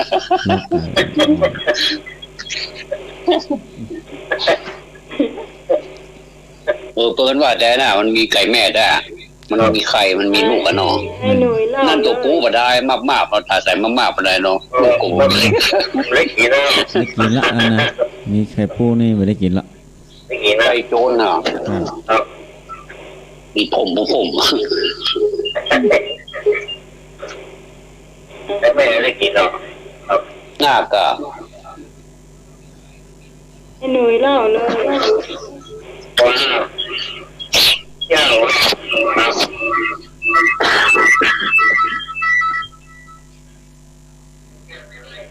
เทียบไปไว้แล้วมีไว้แล้วลูกหลานมาน้ำหมู ครับ นั่นไม่มาหลายปีหรอก2 ปีแล้วมาน้ำหัวไม่วิ่งหัวออกมาเอาตามาเสร็จเพื่อเอาไม่วิ่งนั่งโต๊ะลูกหลานมาหลายมาจิบลูกบอกน้ำใหม่มาน้ำหัวไม่วิ่งตาเสร็จผมเชื่อ ครับ แป้งไม่วิ่งแบบว่าวิ่งไม่วิ่งนั่งหัวนั่งนั่งตรงนี้นะจะคอยปั่นป้อนนั่งลงหลานทางไหวไหวปั่นป้อนเชื่อปัดมาเรียบร้อยไหวปั่นป้อนลงปั่นป้อนให้ซ่อรอเนี่ย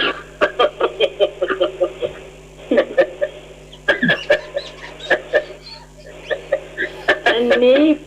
บอกเขียนหน่อยแกว่าเป็นเรื่องจริงที่เกิดขึ้นมา เรื่องจริงอ่ะ เรื่องจริงเนาะ แม่เป็นป้อนรอแน่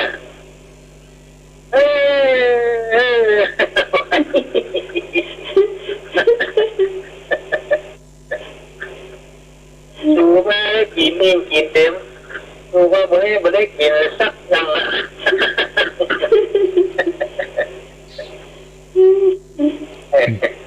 ให้โตก็เลยนะ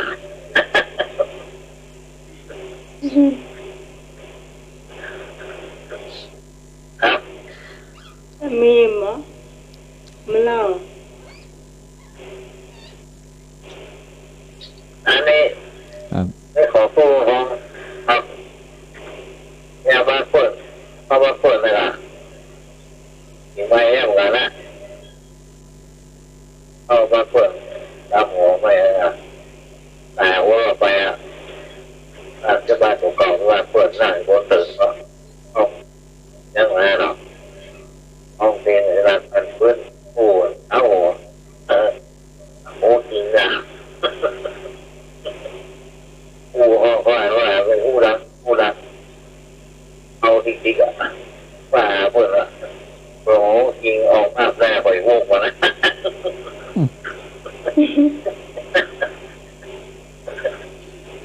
บ้านของเขาเสียงดัง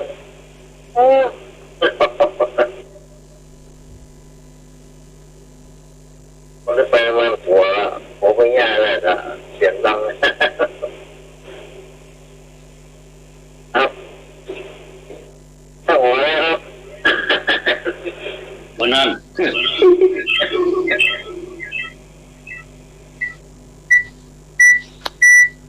ครับ ท่านนั้นไม่ได้เล่าเนาะ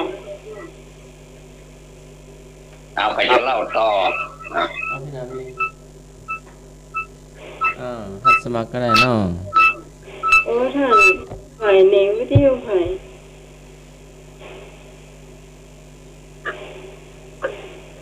จ้า อัน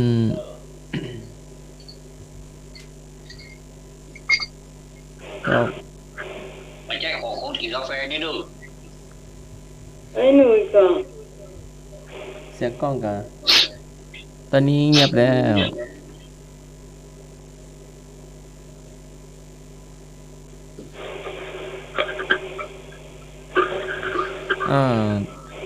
นี่แหมเรื่องเนาะก็กวดวัดไปกวดวัดมาใบไม้ใบต้นไทรใบต้นไทรก็จะลมปัดก็ใบยำบแก่นะ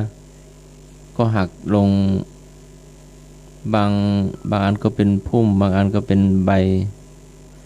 ตกลงมาเจ้า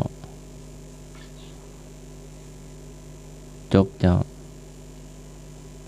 มันเป็นใบที่ยังบ่แก่นะหมายกำลังเกิดได้สักอาทิตย์นี้ก็ อาทิตย์2 อาทิตย์นี้เนาะถ้าจะเจอลมพัดฝนพ่องลมพัดพ่องเนาะใบยังบ่แก่นะนั่นออกจากกิ่งมาได้สัก5 วัน10 วันนี้ก็อันเป็นใบสีเขียวอยู่เจ้าก่อนใบก็เป็นเม็ดแล้วก็เป็นอันคล้ายๆเป็นกีบเจ้าตกลงมาเป็นสีเหลืองพ่องเป็นสีคล้ายๆดินพ่องเราไปจำตำนานส้มปล่อยได้ก่อนไปจำได้ก่อนมาเล่าใส่เนอะ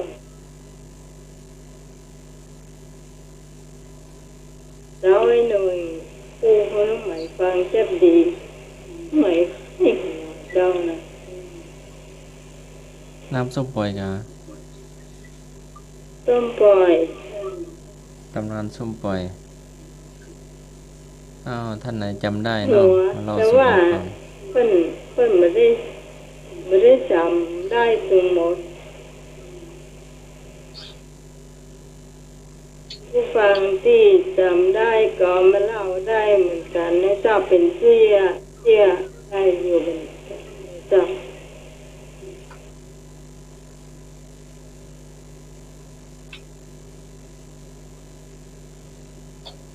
น้ำส้มปล่อยกะ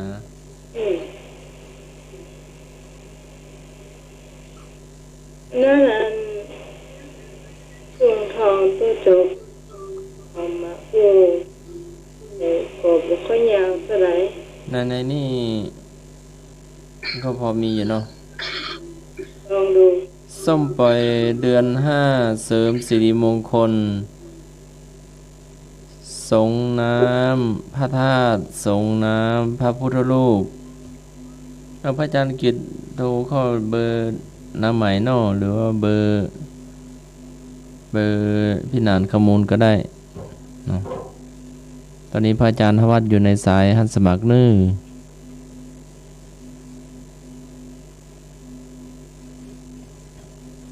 เป็นพระอาจารย์กิจเนาะโทรเข้าในเบอร์โยมมิสมัยก็ได้โทรเข้าเบอร์พี่นานขมูลก็ได้เนาะพระอาจารย์ทวัดอยู่ในสายเบอร์ในเครื่องหั่นพระสมัครเนาะสงน้ำพระธาตุสงน้ำพระพุทธรูปท่านใดชีวิตติดขัดอับโชคป่วยบ่อยลองดูไม่เสียหายเพราะฝักของส้มปล่อยคนล้านนามีความเชื่อว่าช่วยใช้ขับไล่เสนียดจันไรฝักส้มปล่อยที่ดีคือแห้งขาต้นฝักส้มปล่อยที่ดีคือเก็บตอนเดือน5ตามปฏิทินล้านนาผักส้มปล่อยที่ดีคือเก็บไว้เก็บใหม่ๆ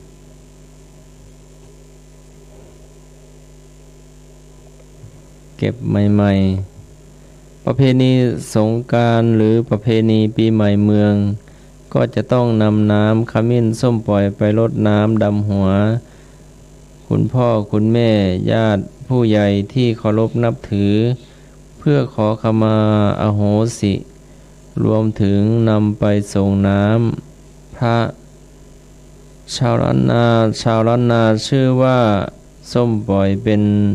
พืชศักดิ์สิทธิ์ขจัดสิ่งเลวร้ายอัปมงคลเป็นการปลดปล่อยสิ่งไม่ดีให้หลุดพ้นจากชีวิตก็ใช้อาบน้ำศพเพื่อให้ผู้จากไปพบแต่สิ่งที่ดีสู่สุคติ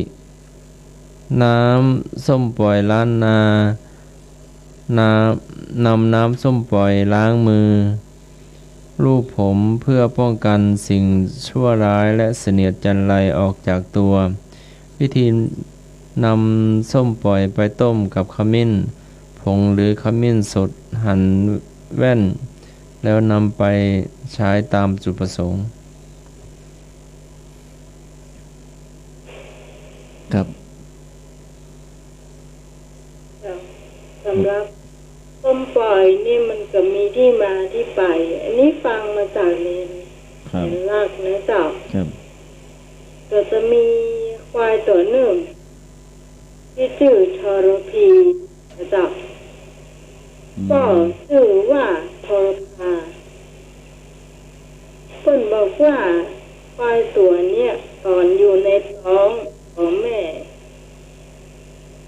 ถ้าเกิดมาก็จะได้ฆ่าป่อตัวเก่านี่เนาะที่ชื่อทรพายนะทีนี้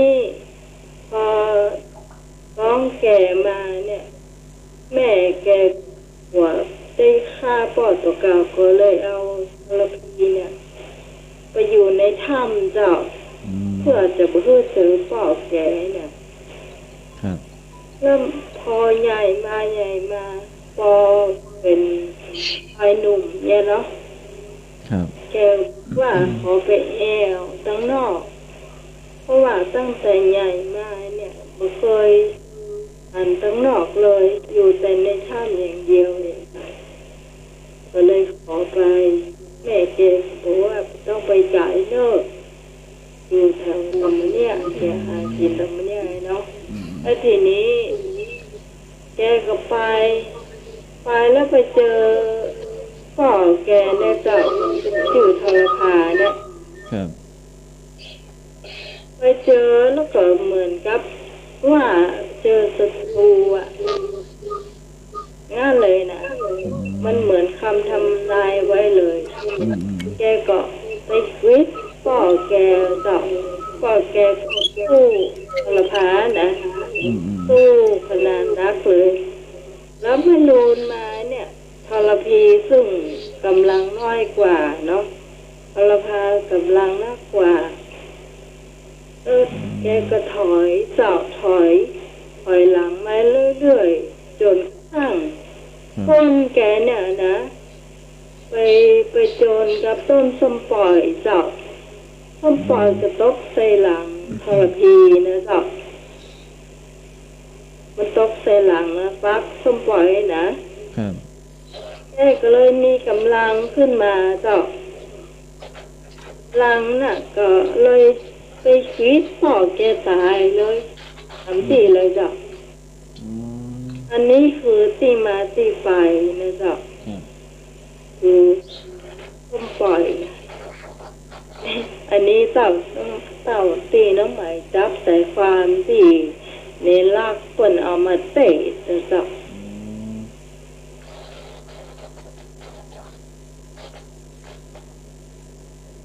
เจ้าขออู้กับให้หนูอยู่ให้หนูสังวานขอมันจืดส้มหนูมันจืดส้มปล่อยพ่อมันจืดส้มพลิงเถียงกันนี่ค่ะถ้าบอกถ้าหมูต้องมานะบุญจะเล่าอย่างเงี้ย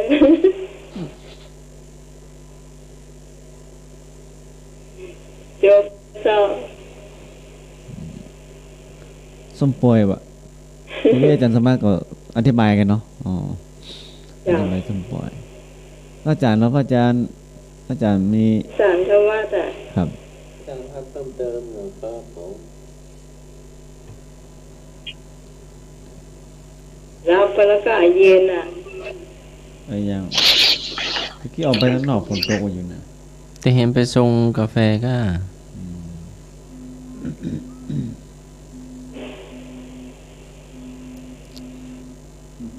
พระอาจารย์กิจโทรเข้าเบอร์โยมพิสมัยนึงเบอร์พี่นานขมูลก็ได้เนาะครับ5 ทุ่มบ่ายแล้วเบอร์จะเป็นอะไรอย่างเนื้อเจ้า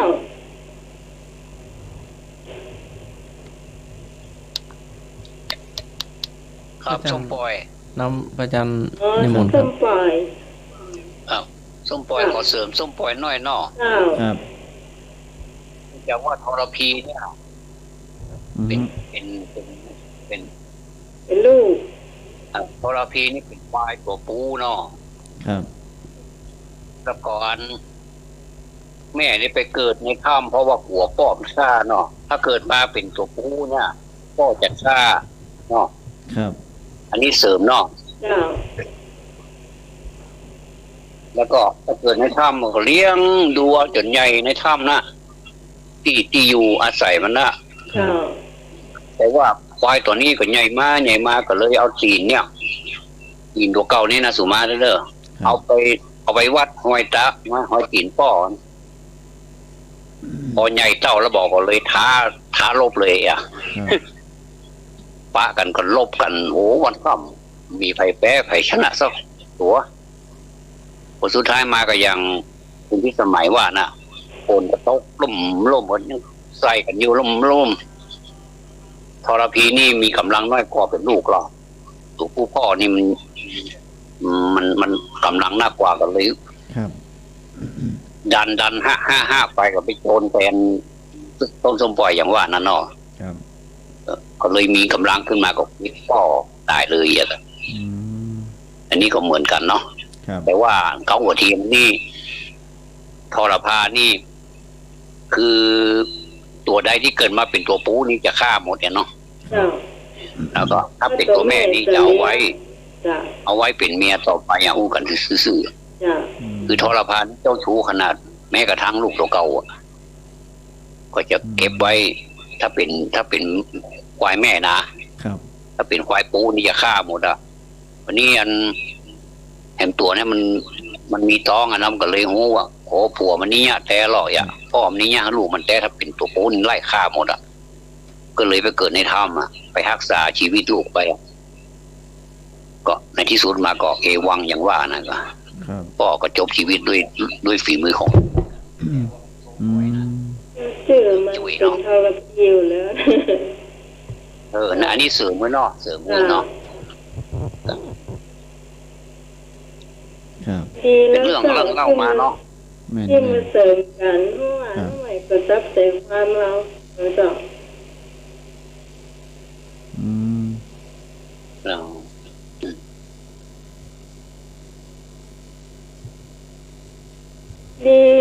ดีน้อยหนึ่งทันทวัฒน์เสริมดีกว่าไอ้หน่วยเล่าว่าน้องใหม่ฟังเลยเจ้าคนเล่าตลกก้าคนเล่าว่ามันตลกก้าบางทีคนหูนะแต่ตั้งใจยืดตลกก้าพ่อชื่อส้มปล่อยลูกชื่อส้มปล่อยพ่อชื่อส้มเชงอ๋อมันเลยสู้ราคามาได้ในการเลยพ่อแม่นอันคนตั้งใจคนจริงคนหูคนตั้งใจยื้อให้ใครหัวนะกันเนาะไอ้นุยปะยะสุดยอดที่ขั้นเนาะ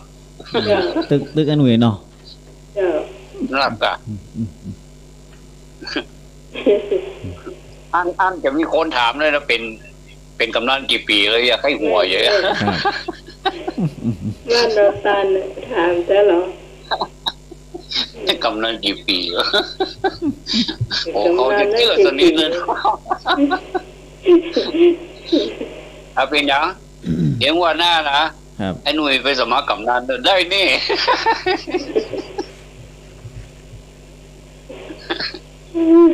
ราศีนี้อยู่ละคะแนนมีฮันละเจ้าบ้านบนนี้อย่าเลือกก็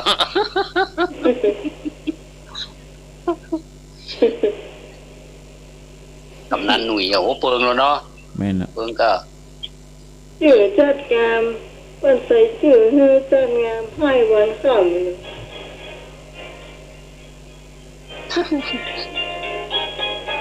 มันมาแล้วเนอะโคตรมาได้ละประท้วงละไม่เหมือนประท้วงนะผมขอประท้วงครับกับกำนันมันเขียนข้อใครประจ้างเลยอ่ะเขียนข้อใครประจ้างวะ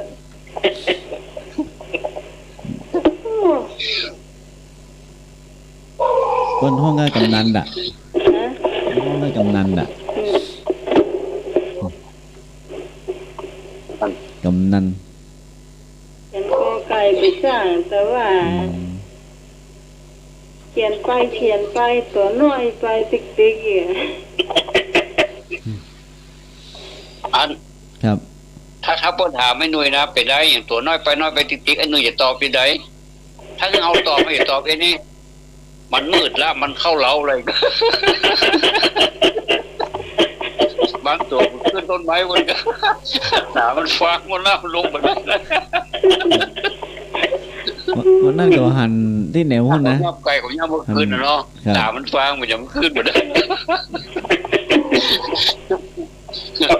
โอ้ก็เป็นเหตุผลแล้วเนาะแต่ก็ตามวางนะขนาดยังชื่อว่าไก่นาเต่าฟางเลยเนาะอันนี้เดี๋ยวอันนี้เราปลอดซ่อนได้หน่อยหนึ่งคือว่าเขาหนึ่งอันเขียนสระโอนะยังก็กลุ่นม้วนหัว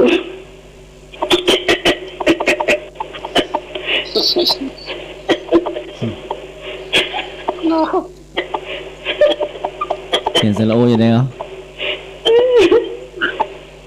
เดี๋ยวก็กลุ่นจุ๊บผมอ๋อ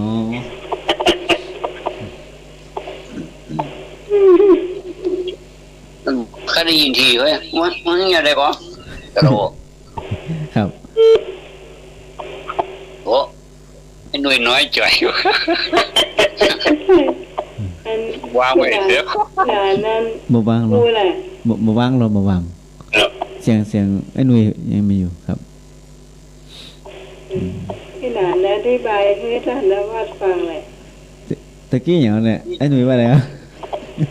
เปิ้นหน้าตาเขียนสระโอยังก็เปิดก็ผมจุกนี่เขียนสระโอว่ะเปิ้นจะผมจุกว่ะหรอยังนกผมจุกนะเนาะครับนั่น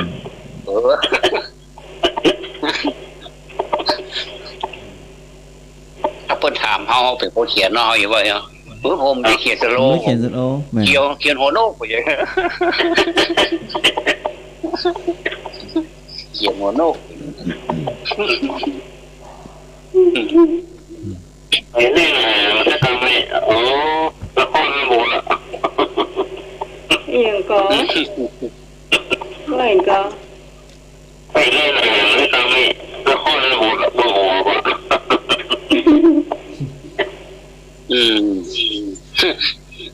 ไปเล่นเรื่องที่ว่าจะทำให้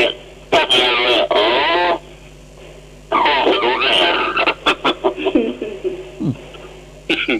มันหลากยาวไปหน่อยลูกเนาะถ้าหลากยาวลงไปที่อันเปลี่ยนตัวอื่นถึงต่ำลงไปติ๊กๆเขียนครับตัวสมมติว่าพอพานนี่เนาะเขียนเครื่องหมายเนาะพอพานกดใหญ่อยู่แต่เดียวสองพอสลามาน้อยไปติ๊กๆโอ้ยังดีกว่าบ่ขึ้นดอยกะรู้สึกเจ็บ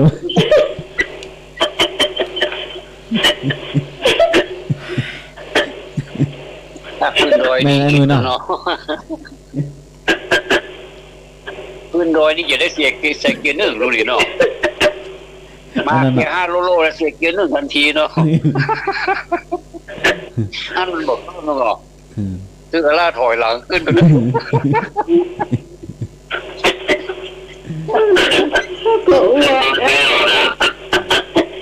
ก็อวดอันท่านนะว่าเขียน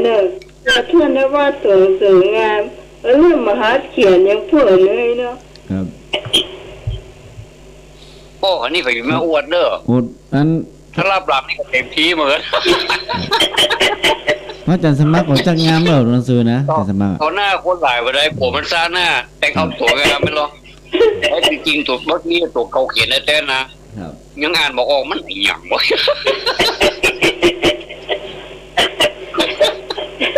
โอ้คนนี้รถตัวเขาเขียนอ่ะมันดูต่างดาวเนาะ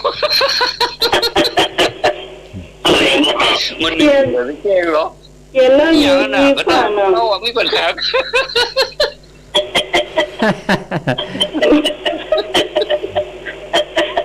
ก็น้องได้ดาวกันเนาะเตือนตัวเก่าเนาะเตือนตัวเก่าเนาะว่าคุยกับตัวเก่าเนาะคุยกับตัวเก่าอ่ะไม่โดนมาอยู่ยีขวางกะตามที่พระองค์ว่าจงเตือนตนน่ะเนาะครับโอ้เป๊ะเลยเนาะเป๊ะตามพระอาจารย์ทวัดเลยเนาะอันนี้ก็ตามที่พระอาจารย์ทวัดอัตโนโจทยตนังเหรอโจรย่อมอยู่ในป่าอย่างแม่ก็แม่ตอบโจรไปเลยกัน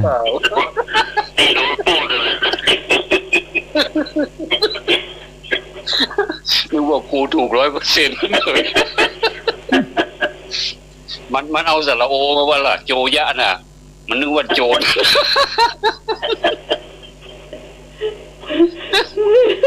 โจรย่อมอยู่ในป่าเข้าไปโน่นออกไปเลย1ลดคะแนน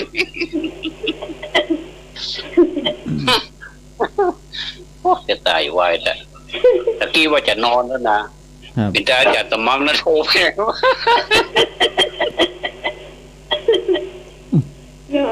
นอนเลยไงถ่ายไปมี2ติดว่ะติดแล้วนะพอดีอ่ะกาแฟมันออกฤทธิ์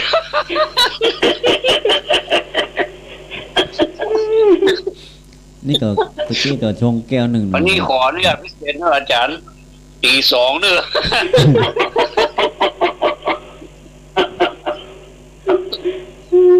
เขาจนตาผู้พี่แล้วก็หมอก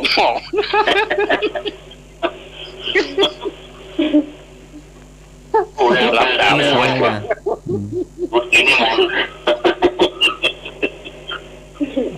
ช่วยกันเล่าช่วยกันอู้แป๊บเดียวเนาะเที่ยงคืนแล้วเนาะเที่ยงคื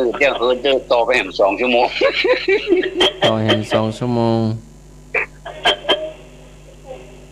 ตะกี้สุมาให้หน่วยเด้อได้หน่วยเล่ากินนะที่ไข้หัวบ่ไข้เต็มที่นะ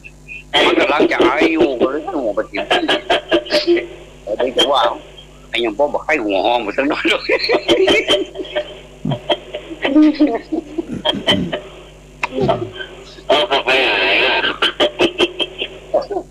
เดี๋ยวนี้หายแล้วหนีแล้วไปสมัครกาแฟบ่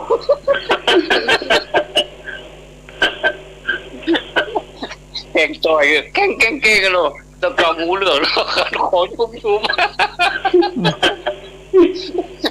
ไอโค้ง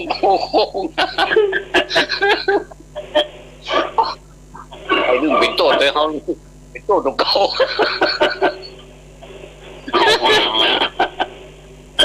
เดี๋ยวนี้ได้กินน้ำฮ้อนก็ได้ดีขึ้นเนาะกินน้ำฮ้อนหรอน้ำฮ้อนเอาดูเสียงน้ำฮ้อนอยู่ต้องปิดวัวมันกินกับทุเรียนนะ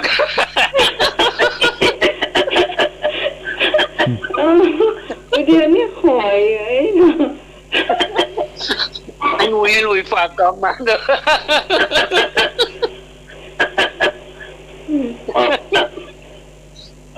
กิจกรรมอ่ะเอาไหนก็ลงที่หนุ่ยนะจ๊ะต้องมาแล้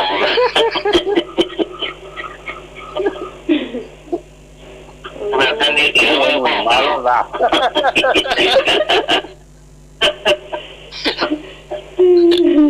ห้องไหนก็ได้มาโทรละจับตัวโทร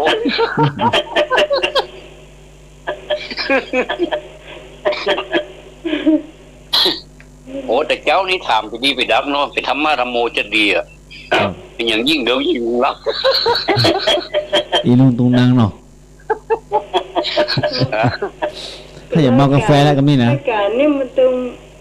พี่เหรอครับกระตุกเองว่าเดียวว่าได้ไปรู้ลงถ้าเป็นน้องนี่มัน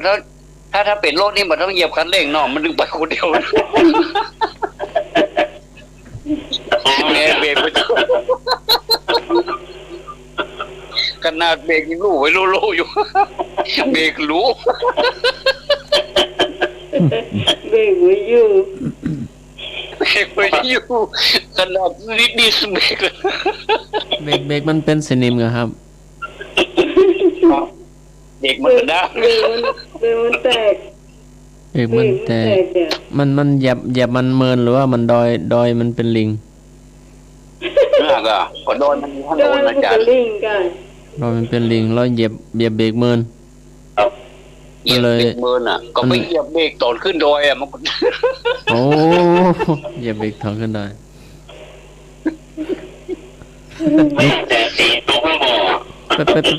ไปเหยียบ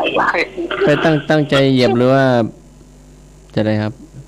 เหยียบเบรกขึ้นดอยเนาะมันสร้างมาได้ตีนไปเลยอย่าเมาขาเป็นเบรกตอนลงเนาะลงดอยเนาะเป็นเบรกตอนขึ้น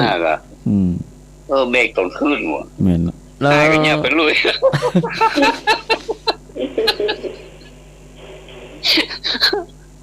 เปิ้นบอกย่างเล่าอย่ามันต้องไปถอดวะย่างก็ถอดอันเดียวได้อันนี้มีเรื่องเล่าแต่เนอะคนที่กินเหล้าแล้วก็ติวถนนเซไปเซมานะถ้าตอนนั้นหลานน้องนะคือน้องสีน้ำเนี่ยชื่อตะวันนะมันหานว่าคนในปุ๊บว่องหมดมานั้นไม่ใช่หูช้าคนนั่นหรอไม่ได้ตอนนั้นเป็นเราเดี๋ยวน้องอย่างนี้มันต้องถอนอย่างนี้มันต้องถอนตอนนั้นเพลงมันดังๆแล้วเนาะอย่างซี่มันต้องคนใจไปย่างมันต้องไปถอนไม่ได้ถอนแฮมต้นมาปลูกแฮมต้นถอนจากนั้นแล้วก็เอามาปลูกนี่มันสุดต้นใหญ่เหลือเกินอันปลูกแล้วมันเดิมมันถอน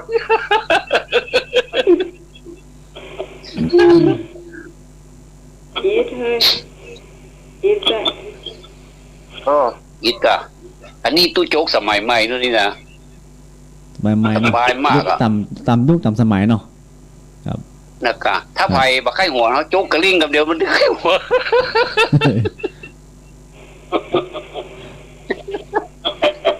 โจ๊กกระลิ่งหมด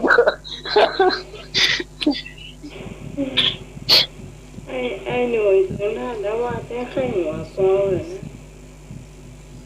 เอาเราเค้กท่านผู้ฟังเราว่าประเด็นนี้ไผ่ไข่หัวอยู่ห้องเดี๋ยวคือรางวัลได้เอาโทรมาเนอะไผ่ไข่หัวอยู่ห้องนะเดี๋ยวคือรางวัล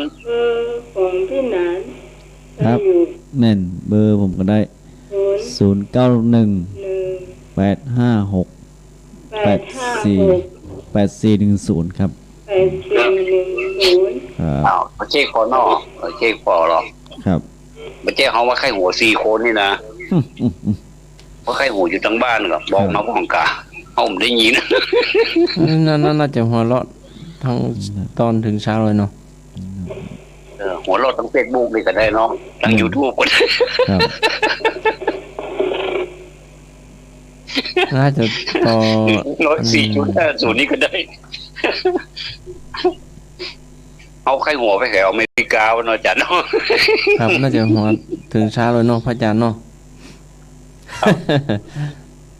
เอาตัวลุงบอกหลับบอกยากตัวลุงเลยว่าพี่นานมา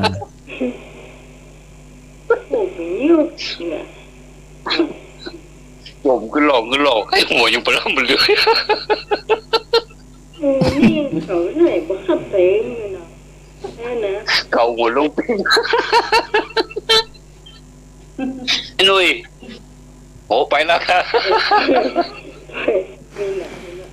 ไอ้นุ้ยกำลังนี่กะ โอ้มีใครโทรมาสักคนพลังรับคนอันนั้นเนาะรับผมบ่รู้ไม่นวลไม่ไหนวันนี้ได้ยินเสียงไม่นวลดับสิไม่แดงอ่ะไปโทรมาไม่โสมตาอย่าไม่ดอกตะลอกให้รับละลูกเจ้าหรอกเอาพิมพ์สถานนาแก้วไลน์มาจัดสมัครบอกว่าขออนุญาตพักนะครับนมัสการครับโอ้ยังอูแอมแอบอยู่วะไหนๆก็ไหนๆละไหนๆก็จะจี2แล้วเนาะอย่างอ้อเนอะนี่ทำอย่างอ้ออย่างอ้อหน้าเหมือนจ้างอะไรเอ่ยหน้าเหมือนจ้างหน้าเหมือนจ้างกับลูกจ้างนั่นแหละเนาะถูกต้องหน้าเหมือนจ้างมันลูกมันน่าก็มันก็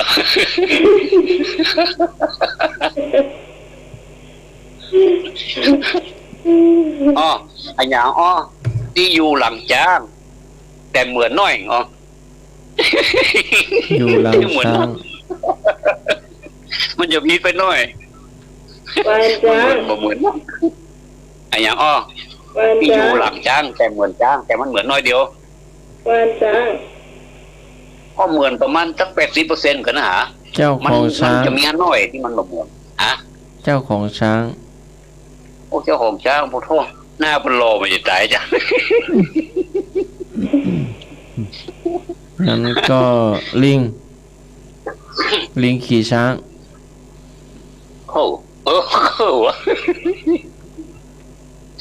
พี่นัดมูลครับอย่างหน้าเหมือนจ้างแต่มันเหมือนนักเหมือน 80% ของเหมือนนักละแต่แหมน้อยนะมันจะบ่เหมือนน้อยหรอย้ายก็บ่เหมือนกันครับแมวขี่ช้างเหมือนนั่นเดี๋ยวไอ้หนุ่ยตอบได้แล้วนี่ไอ้หนุ่ยตอบมาแล้วไอ้หนุ่ยตอบได้ละไอ้หนุ่ยสมัยก็ไม่บุญตอบมาเลยไม่บุญ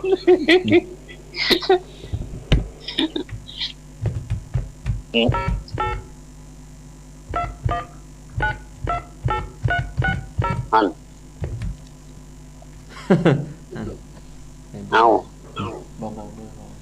หน้าเหมือนจ้าง 80% เอาใครตาย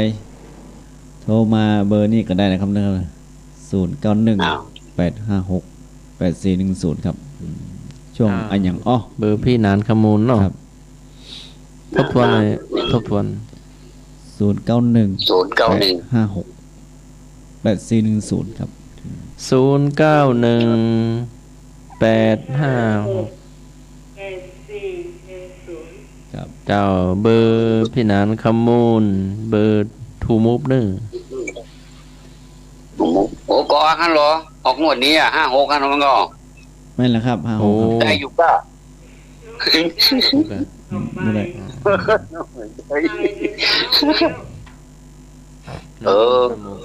หน้าไหมโชคดีเนอะโชคดีหลายอย่างได้แต่ทุเรียนพุ่นเนาะได้แถวทุเรียนปานฟังเขาก็ฮู้ตังว่ะเขาทุเรียนชดเชยอะก็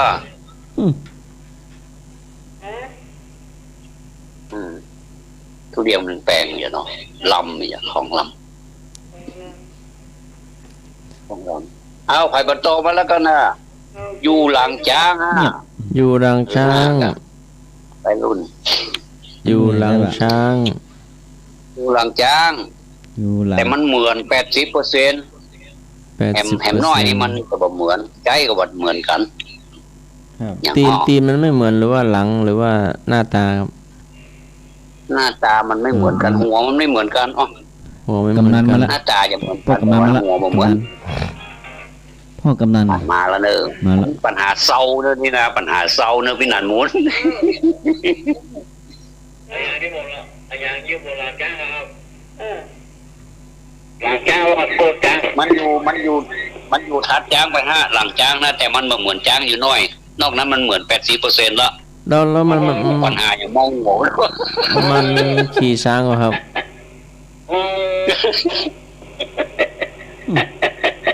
ปัญหาเศร้านะงั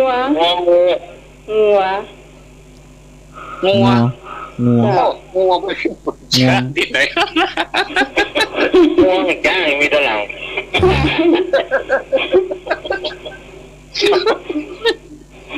งงจ้างเขาได้หรือว่าเก็บเป็นรัดหลวงนะก็ตอนเที่ยวเนี่ยมีงวงแล้วค่ะ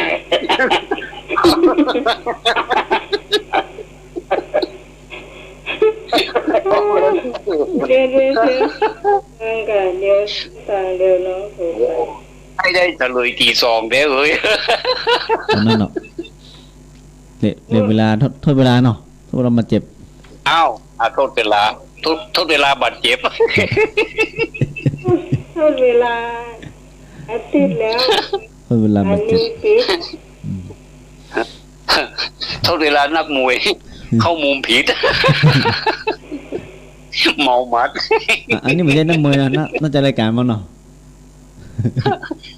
หนักโอ้มามีไหมเขามีใครโตมาสักคนคนเฮ้ยย่างตัวอีหมูนักจื้อเกลือเนี่ยคนโตเห็นล้ำหมอนงูล้ำเลยแล้วบอคนโตล้ำหมอนเนาะเมื่อกันเนาะไหลตื่นแล้วก็เอาเฉลยแล้วเนาะครับก็โซ่ไงโซ่ก็โซ่ช้างโซ่ช้างแล้วก็โซ่มันก็เขากระเชือช้างโซ่เนาะก็มันอยู่หลังโซ่เนาะช้างโซ่เนาะมันช้างมันวิ่งพ่ออย่างอ่ะช้างมีพ่ออย่างช้างวิ่งเหรอมันพ่ออย่างมันก็โซ่ละ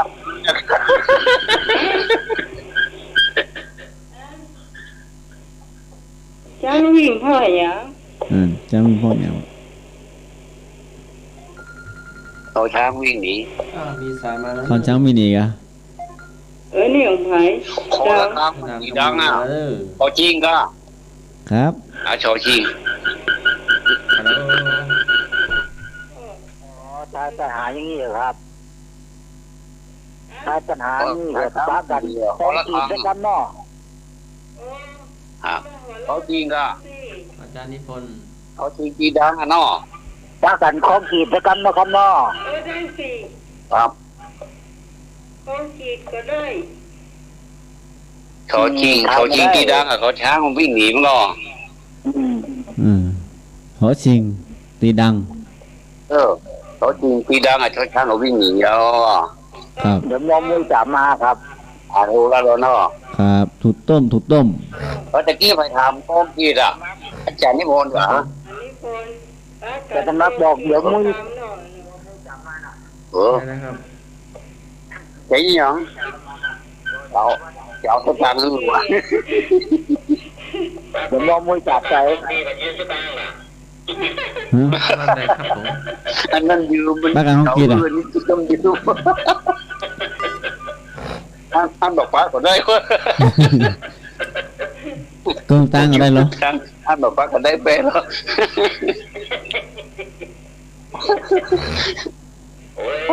ได้ไหม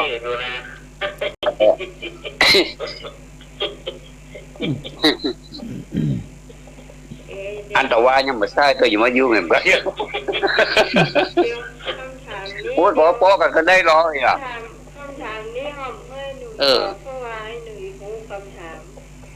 ตอบคำถามนี้ไปแล้วเนาะปลานอมโอ้จะเตี้ยโอ้เสียงสะท้อนปลานอมไอ้หูเนอะปลานอมเป็นพี่ปราณีเป็นน้องสองสาวสองสีราณีรานอมนะถ้าราณีเป็นปี้รานอมจะเป็นนายา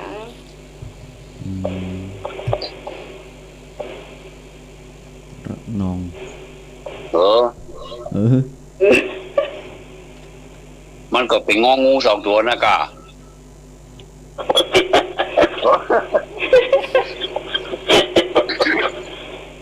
งองู2 ตัวติดกันอ่านว่าอย่างหน่วยงองู2 ตัว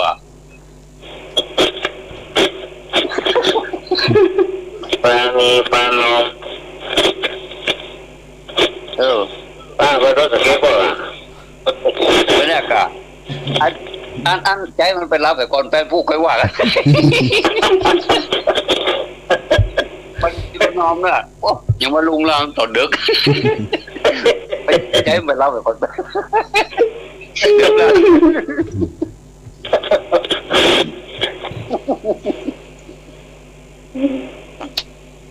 เขากดจับใจความออกมานะสมัยก่อนสมัยตุ้งทองนะถ้าตัวเก่าบุคคลถามด้วยซ้ำสมัยเนี่ยบุคคลถาม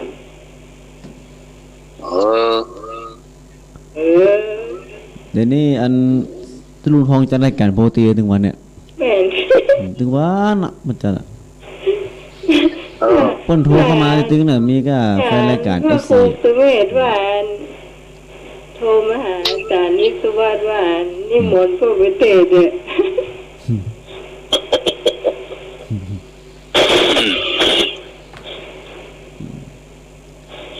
ได้หรอมาได้ให้ดูเฉลยป่ะให้ดูเฉลยเลยน้ำพริกแม่ปลานอมพริกแม่ปลานอมไงกะเห็นแม่กาแม่กาขายน้ำพริกครับถ้าเขาไปรับได้แล้วก็เนิ่งเนาะมีสายมาเนิ่งมีสายมาเนิ่งเป็ดปนอมขายน้ำพริกเผาอ่ะน้ำพริกเผาน้ำพริกเผาแ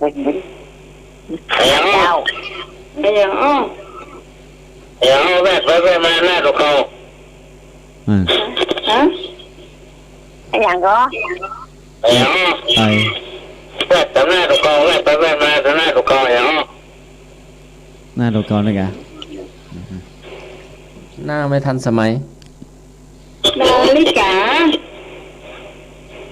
ถูกต้องได้ยังล่ะ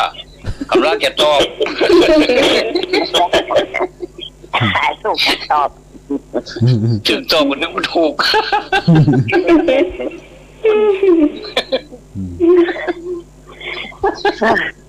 ไม่เห็นธรรมะใครหัวอยู่คนเดียวอ่ะแชมป์นะให้ดูซูมประกวดแชมป์ให้ดีแชมป์หัวนะแข่งวิ่ง50 เมตรบอลจะถึงเส้นชัยแล้วเป็นได้มันถึงกลางอ้อมันสะดุดขาตัวเก่าดุดเต่าเนาะมันดุดเต่าก่อนบ่เต่าก่อนเนาะพวกเราแดงหมดเรื่องมันตั้งเข้าเส้นชัยกันเนาะ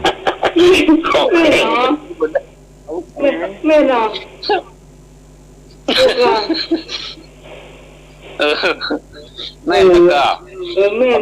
แต่ก่อนสมัยเขาเป็นนักเรียนอ่ะอันนี้ประสบการณ์เลยนะ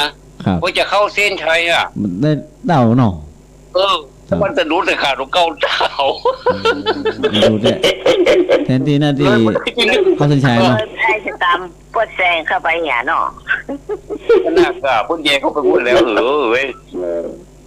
จะกระต่ายก็เต่ามอกนะครับแค่เอื้อมนะต้องจะดูถูกเขา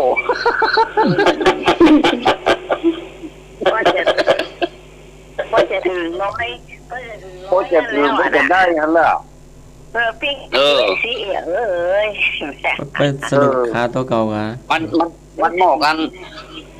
เขาโงดลาบนักพอจะถึงปากละครับ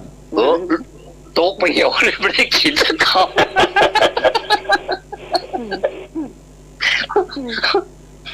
พอยังล้อต่างเฟืองอ่ะมันใจไปฮะมันเป็นเรื่องเป็นเล่ามันว่าเลือดติ๊กๆอ่ะเด็กห้ามเพราะเนี้ยอย่า เป็นว่าเลือดลาบท่านทวัดว่าลาบลำใส่ยางหรือจะลามอ่ะลาบกันไม่กล้าไม่ใช่ปากไม่ใช่ลำอ่ะใส่ปากลำเนาะก็ใส่ปากลำเนาะ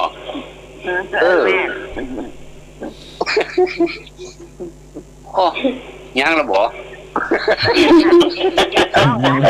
ขึ้นมาที่ต้องแล้วบ่ครับโอนก็ยุดโต๊ะพอดีเอาย่างเอานอนแล้วบ่โอนก็ย่างพอดีอ่ะครับเป็นย่างพอดีเลยโอนก็ย่างพอดีมาโอนซากับฟ้าสางเนาะ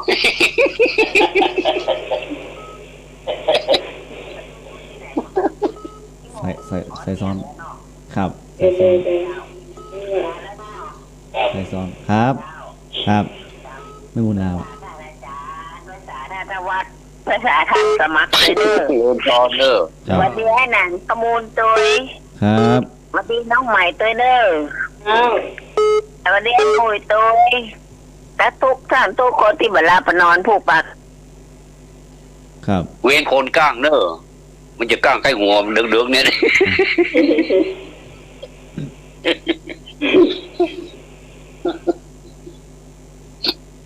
เงียบไปเฮียมสายตะกี้โทรมาเปิดพี่นาขมูลเนาะโทรมาใหม่เนาะตะกี้แม่บุญอยู่ในสายเบอร์เนี่ยเอาหูกันจะโทรมาอำละเบอร์ยังเบอร์พี่นาน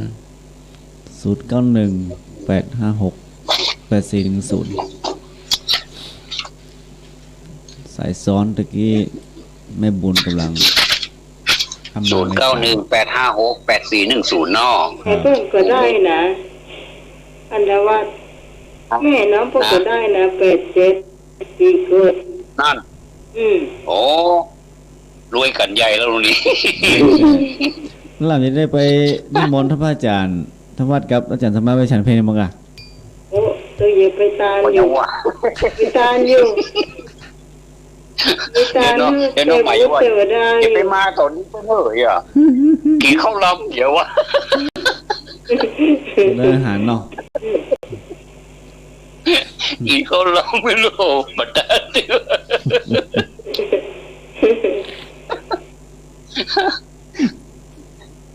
เพราะรอท่านที่โทรมาตะกี้ฝ่ายมุนนอโทรมาจับนี้เนอะมาแล้วกำนันครับมาเต้นแล้วครับผมครับอาการท่านอาจารย์ครับผมท่านสมัครครับผมเริ่มพอท่านสมัครที่โพสนะครับครับดูแลขโมยครับผมขโมยนะครับครับให้ไว้นะครับขอบคุณแขกทุกท่านนะครับครับสวัสดีครับนี่ครับนะอันนี้มันแค่เสียงไพเนอร์ไอ้ที่ใครหัวดีๆนะมีใครเนาะไปนอนเห็นเนอจะไปลืมเนออย่ากับเธอกับว่าใครหัว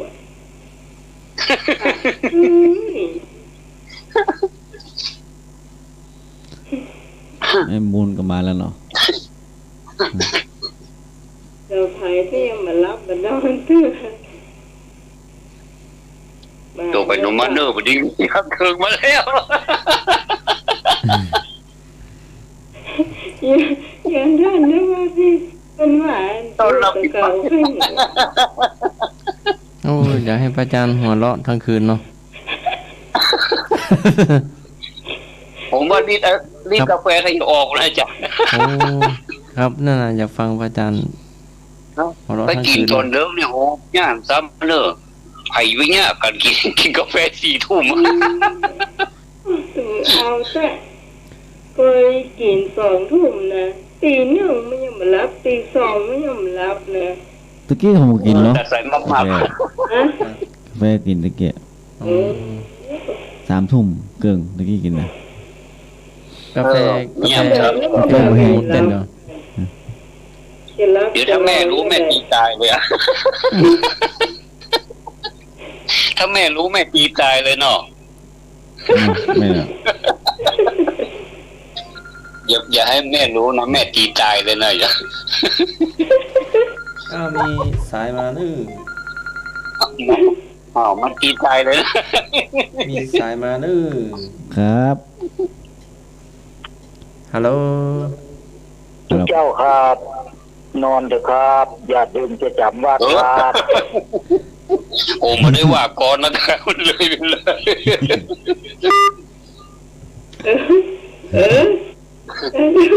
ท่านนิพนธ์กันนิพนธ์นึกว่าจะมาได้วันนี้มาบอกกันนอนวะก้อนผมมาแต่งผมก็จำว่าดีว่าแป๊บเดียวทีก้อนก็มาแต่งวันนี้อย่างขี้คลาดแต่งก่อนจะฟังพระอาจารย์หัวเราะน้องใช่เพลินน้องครับใช่แต่ว่าอาจารย์นิพนธ์ให้มาแป๊บเดียวจะตีหนึ่งแล้วเนาะใส่เข้าเอามาแล้วเนอะเมื่อกี้ข้าแต่งให้หน่อว่าเลยครับเอาเต้แล้วนะครับเอาเต้แล้วนะเอาเต้เอาเต้เดี๋ยวเอาเต้0:04 นาฬิกาครับ0:04 นาทีวันนี้วันอาทิตย์ละ14 นาทีจะขอเจริญพรญาติโยมขอเจริญพรกราบนมัสการท่านอาจารย์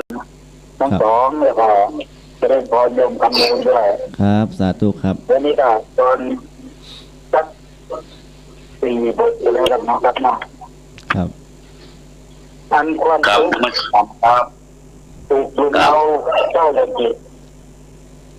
จะดูคิดนิดมือร้ายหมายทุกเห็นเปียกพย้ำลำน้ำตาพากระเซ็นย่อมเล็งเห็นมันเป็นเคราะห์เฉพาะคนทรมานสำคัญปิดลำคาญปิดคิดเป็นเรื่องให้ขัดเคืองเตือนหัวใจให้สงบปดลุกนั่งข้างเวลาพาละลมด้างยอมทนเดินเพื่อพัฒและกำปวง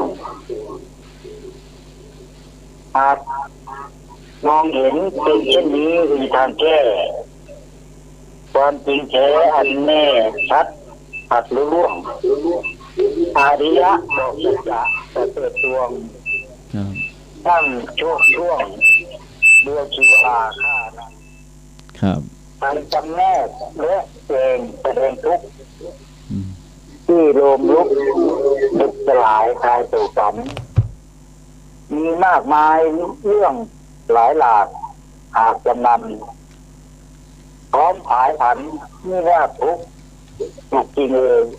กราบนมัสการครับผมเจริญพรเดือนพิสมัยเจริญพรครับนมัสการครับ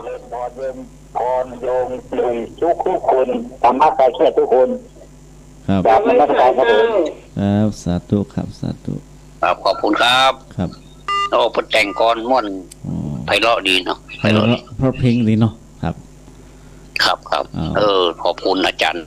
ขอบคุณครับขอบคุณครับนี่เทมก็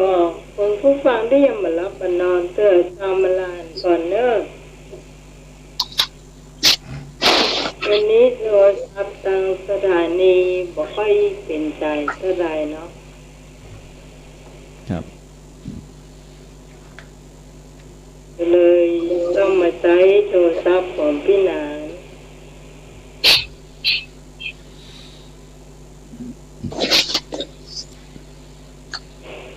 จากนี่ก็ถ้ามันมีพระอาจารย์ทวัดเนาะนิมนต์ครับครับเรือจิ้นจุ่มยังมีกินซ่าเรือพักกันกระจอมือเรือจิ้นจุ่มยังมีกินซ่าครับเรือพักกัดนายังมีผักกาดจอคืนนี้ก็ขออย่างเดียวเนาะอย่างอื่นบอกขอนอนรับดีๆอย่าไปกลางเด้อนมัสการพระอาจารย์ พระครูสมุวิสุวัตวรกิจโจนะครับอาจารย์สมัครครับนมัสการครับการนมัสการอาจารย์นภัสครับครับผมนมัสการพระอาจารย์นิพนธ์ตัวเองหน้ากากมันมาแปลมันละเข้าใจเหรอก็ยื้อแปลอยู่จะตีสองแล้วเจ้าเดี๋ยวพรุ่งนี้ค่อยแปลเนาะพรุ่งนี้ค่อยแปลจะตีสองแล้วนักแก้ตัวแปลมาได้เอาเป็นอย่างครับเป็นอย่างพวกไปแปลก็ได้เนาะครับนมัสการครับเจริญพรเด้อคุณเดชสมัยเจริญพรพี่นันขมูลเนาะสาธุเจริญพรคาถากุโคนเด้อเจริญพรครับจะไปก้างเด้อครับจันสมัคร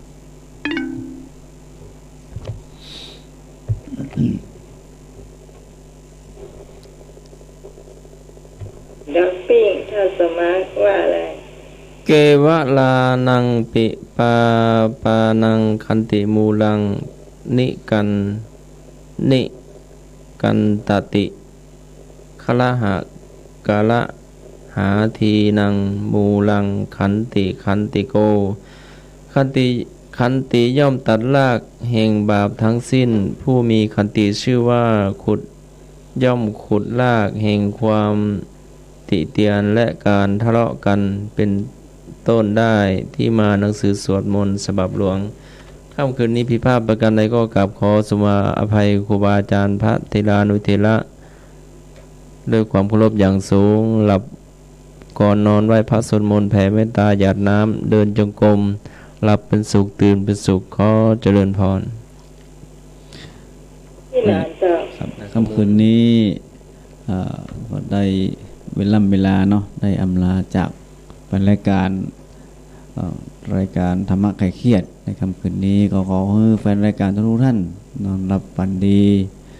ได้ก็ได้พบปะกันในวัน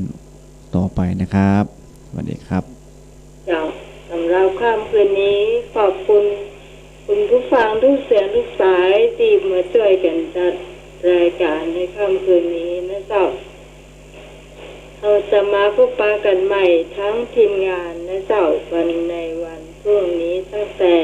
3 ทุ่มถึงเที่ยงคืนนะเจ้าที่ชอบรายการนี้ก็ติดตามเป็นกำลังใจกันต่อไปนะเจ้าสำหรับพระเจ้าพิสมัยสุริยดรจากบ้านนนตันตำบลเมืองแก้วอำเภอแม่ริมเจ้าขอบคุณพระอาจารย์พระครูสมุวิศววรกิจโจผู้อำนวยการสถานีผู้ครอบคลุมเสียงเมตตารายการนี้มาโดยตลอดต้องกราบขอบพระคุณเป็นอย่างยิ่งนะเจ้าสำหรับวันนี้น้องใหม่พร้อมทั้งทีมงานทั้งหมดทั้งมวลเจ้าขอลาคุณผู้ฟังขอคุณผู้ฟังทุกท่านนอนหลับฝันดีเหมือนกันทุกคนสวัสดีนะเจ้า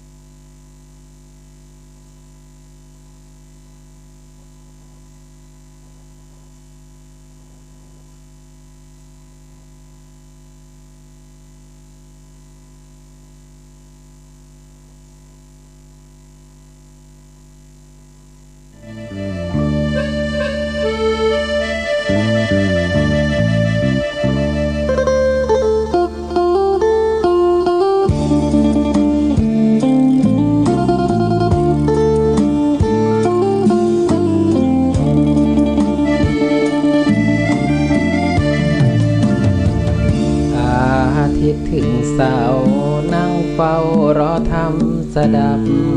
ปรับคลื่นวิทยุรอรับไม่หลับให้ใจเสียฟองว่ายุบหนอพองหนอหายใจตุ้มตุ้มต่อมต่อม